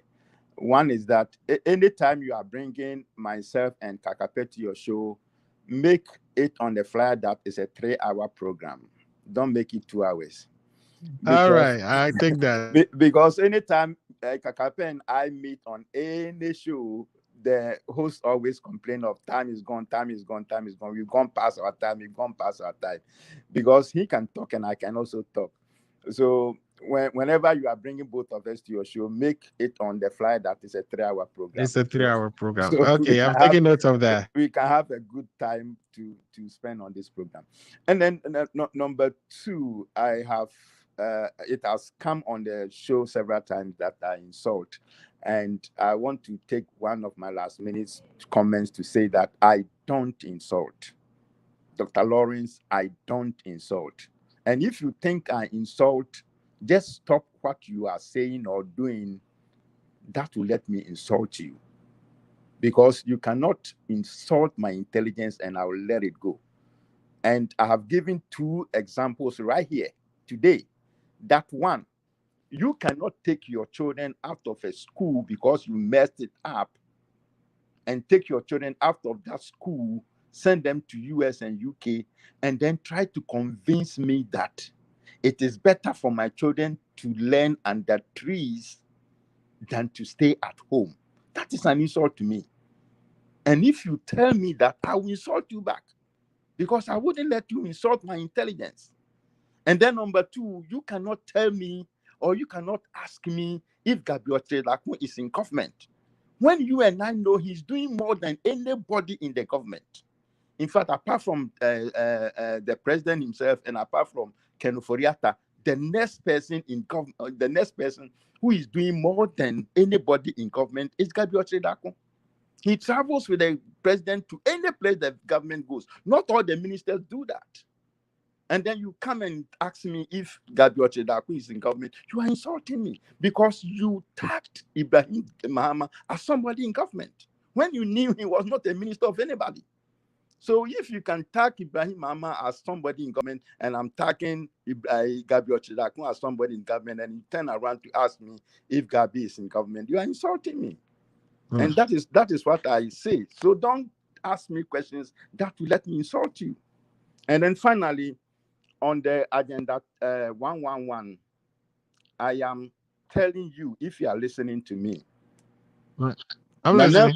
Nana Akufo-Addo went to La General Hospital, went to Koforidua for the Eastern Regional Hospital, went to Shama and personally cut a sword for the commencement of those hospitals. He gathered all the chiefs and people in that area and personally cut a sword for the commencement of those hospitals. Now, the hospitals have not been built 1 year on, over 1 year on. So if you are in Atebubu district, if you are in Ponguru district, if you are in Hwenhwan district, and Nana Akufo-Addo has not come to your district to cut a sword, but stayed in Trede and symbolically cut a sword and told you that somebody is coming to your district to build you a district hospital, and you believe that, you are going to have a hospital when Nana Akufo-Addo has not come there to cut a sword to build your hospital, then I don't know what kind of Ghanaian you can be, because that can never happen. It's a mirage, it's false, it's I don't know how to describe it, but I can tell you on authority that if Nana Akufo-Addo can gather chiefs in Koforidua and the hospital was not built, right, and you think he hasn't come to your district to cut any sword, but expect a district hospital to be built there, please forget it. Thank you very much. All right, thank you for that. Let me bring in our final guest here, Mr. Afa, to give us his final words, and then we'll bring today's program to an end. So Afa, we are in your hands. Thank you very much. And because it's the final word, I'm not going to say anything that will prompt them to come in, so it will be fine. I totally disagree with Mr. Dr. Lawrence's position on somebody insulting his intelligence. You see, there are a lot of things that politicians will do that, you believe it or not, you may understand, you may not understand. What is his take on Mahama telling us that mobile phones is the cause of doom? So what is his take on Mahama telling us that he wasn't a magician to I thought you said you're not going to say anything to bring him back. No.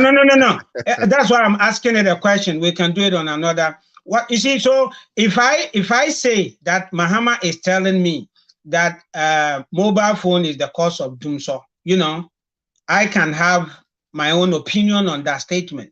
If Mahama is telling me that he's not a magician to create jobs for the graduates or for the youth to do, and today he's telling us he's going to create it, I can say something on that.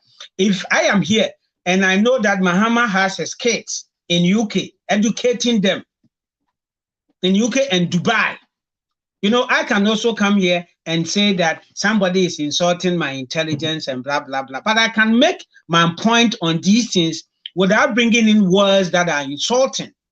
Absolutely, you can do that. Now, having said that, let's go on to what we've discussed today, So I'll start from the very last. We should do something about the dual citizenship situation in the country.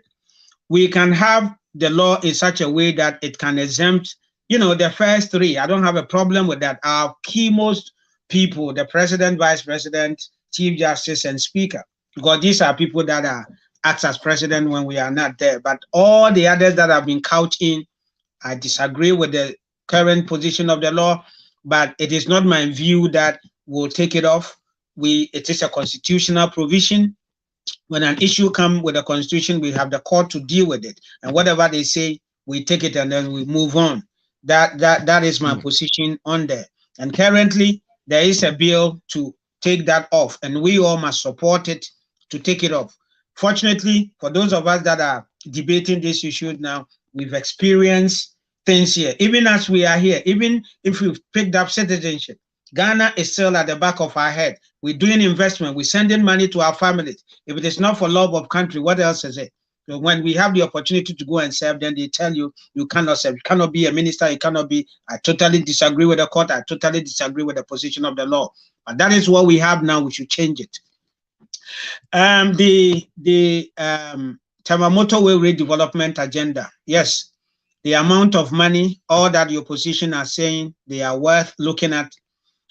We must take into consideration the contractors and all these people that are going to be involved, and make sure that at the end of the day, we're delivering to the good people of Ghana value for money, building local capacity, and giving us something that will ease and boost the economy and all that. It is important and it is very good. Agenda 111. It is important that, we bring help to the doorsteps of our people.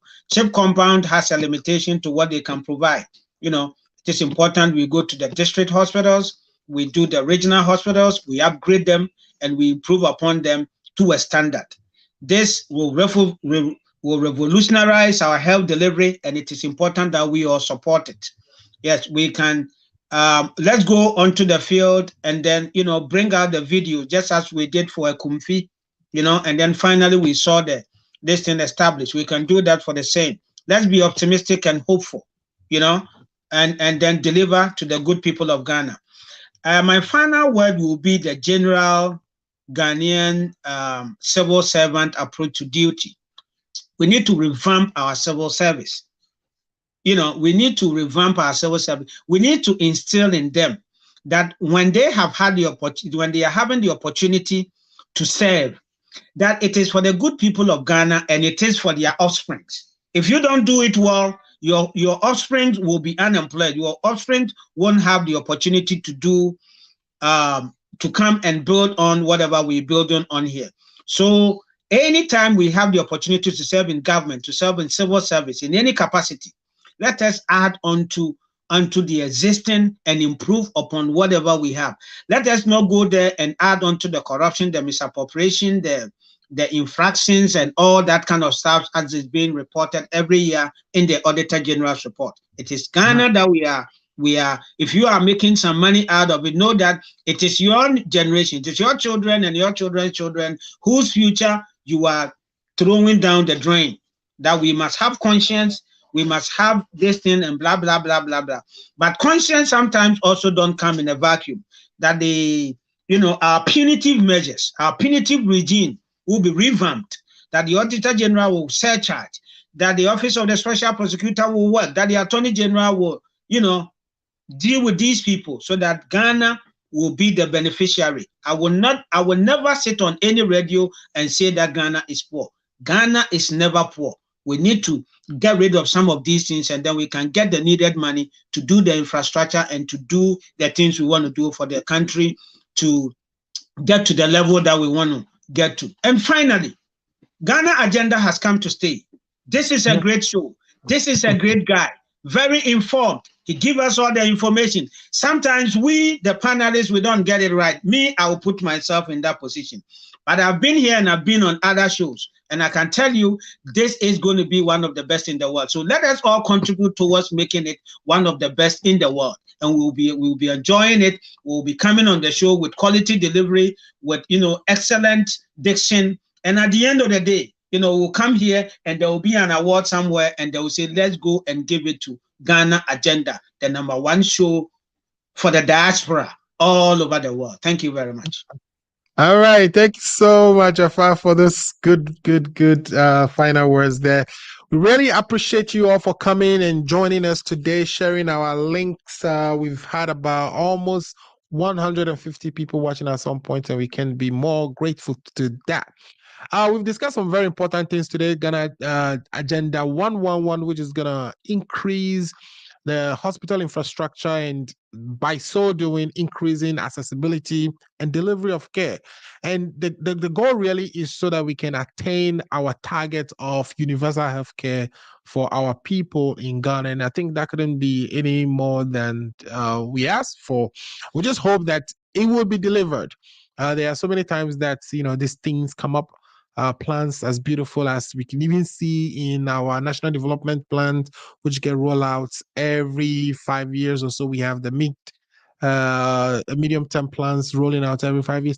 And so many of the components, very critical things that we have planned that we should be, if we had achieved, would have placed it in a very, good position. As of now, we haven't. Vision 2020 had so many unfulfilled promises in there. So we're hoping that some of these new things that have been placed on our agenda get delivered. As far as Tema Motorway is concerned, yes, of course, we need to empower the Ghanaian entrepreneur to be able to compete. And we can only do so by having confidence in them and giving them the work so that they can learn on the job, they can face challenges within the arena and develop their capacity to compete with other companies. And if in fact we can have Ghanaian companies delivering on all our infrastructure projects, that would be amazing. So it is important that we set aside some work, especially when it is the ones that we are financing, to Ghanaian companies. On the last issue of Article 94, we hope that this law gets changed quickly and perhaps have some retroactive application to the 2 MPs who are currently going through the court system.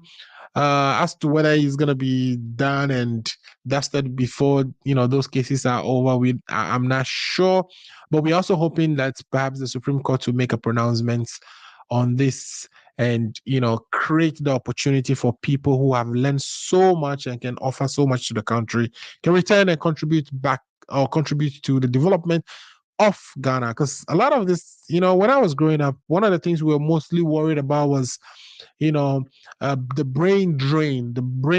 In other words, a lot of well-educated people leaving the shores of Ghana and going overseas. Now these people want to come back and help. So let's create that atmosphere and an enabling environment for them to be able to properly and fairly help develop our country. With that, I'll say this has been a Ghana Agenda for August 21st. And please send us your comments, share the link. This is, like you heard FR states, one of the best shows, political shows on TV.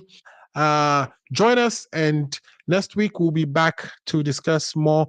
We will be taking the week of September 3rd to September 4th off because we'll be doing other programs in support of Sienna. And so with that, I will leave you with the Sienna invitations from my own sister, Mausi. But it's been a great show. I appreciate all of you who tune in to viewers. Please like the page so whenever we come, you can be notified. Thanks for joining. This is the Ghana Agenda, and my name is Alfred Amuzu. And thanks to all my panelists and guests as well.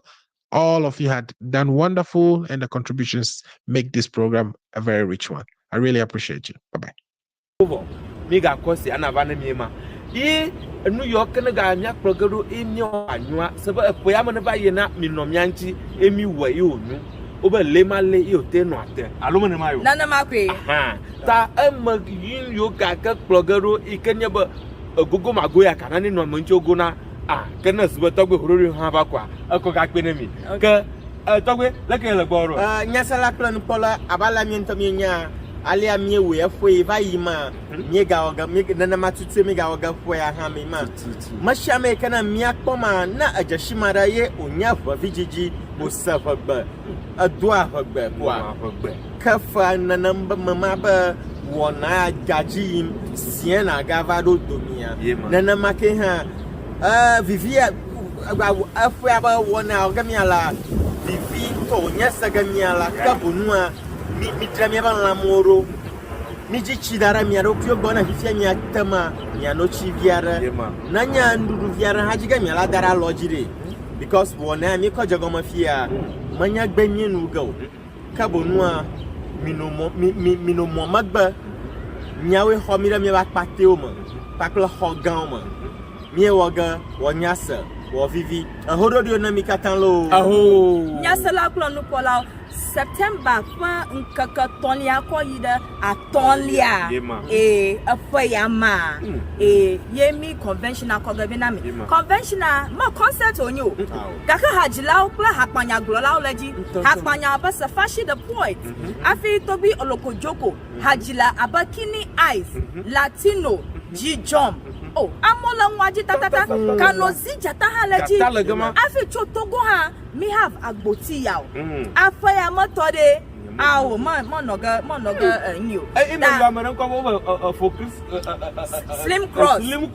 hajiwaga nyasala planu pola minu poga fumo miaba gama yima akplada la kona ma mi ajontade mi awo kabana mi ayigaka mi jagbagba afaya fa nkaka asheli Jinu ashekelia nkokotolia kodida aton mogbasanlo daka we are proud always Azalo Azase save the date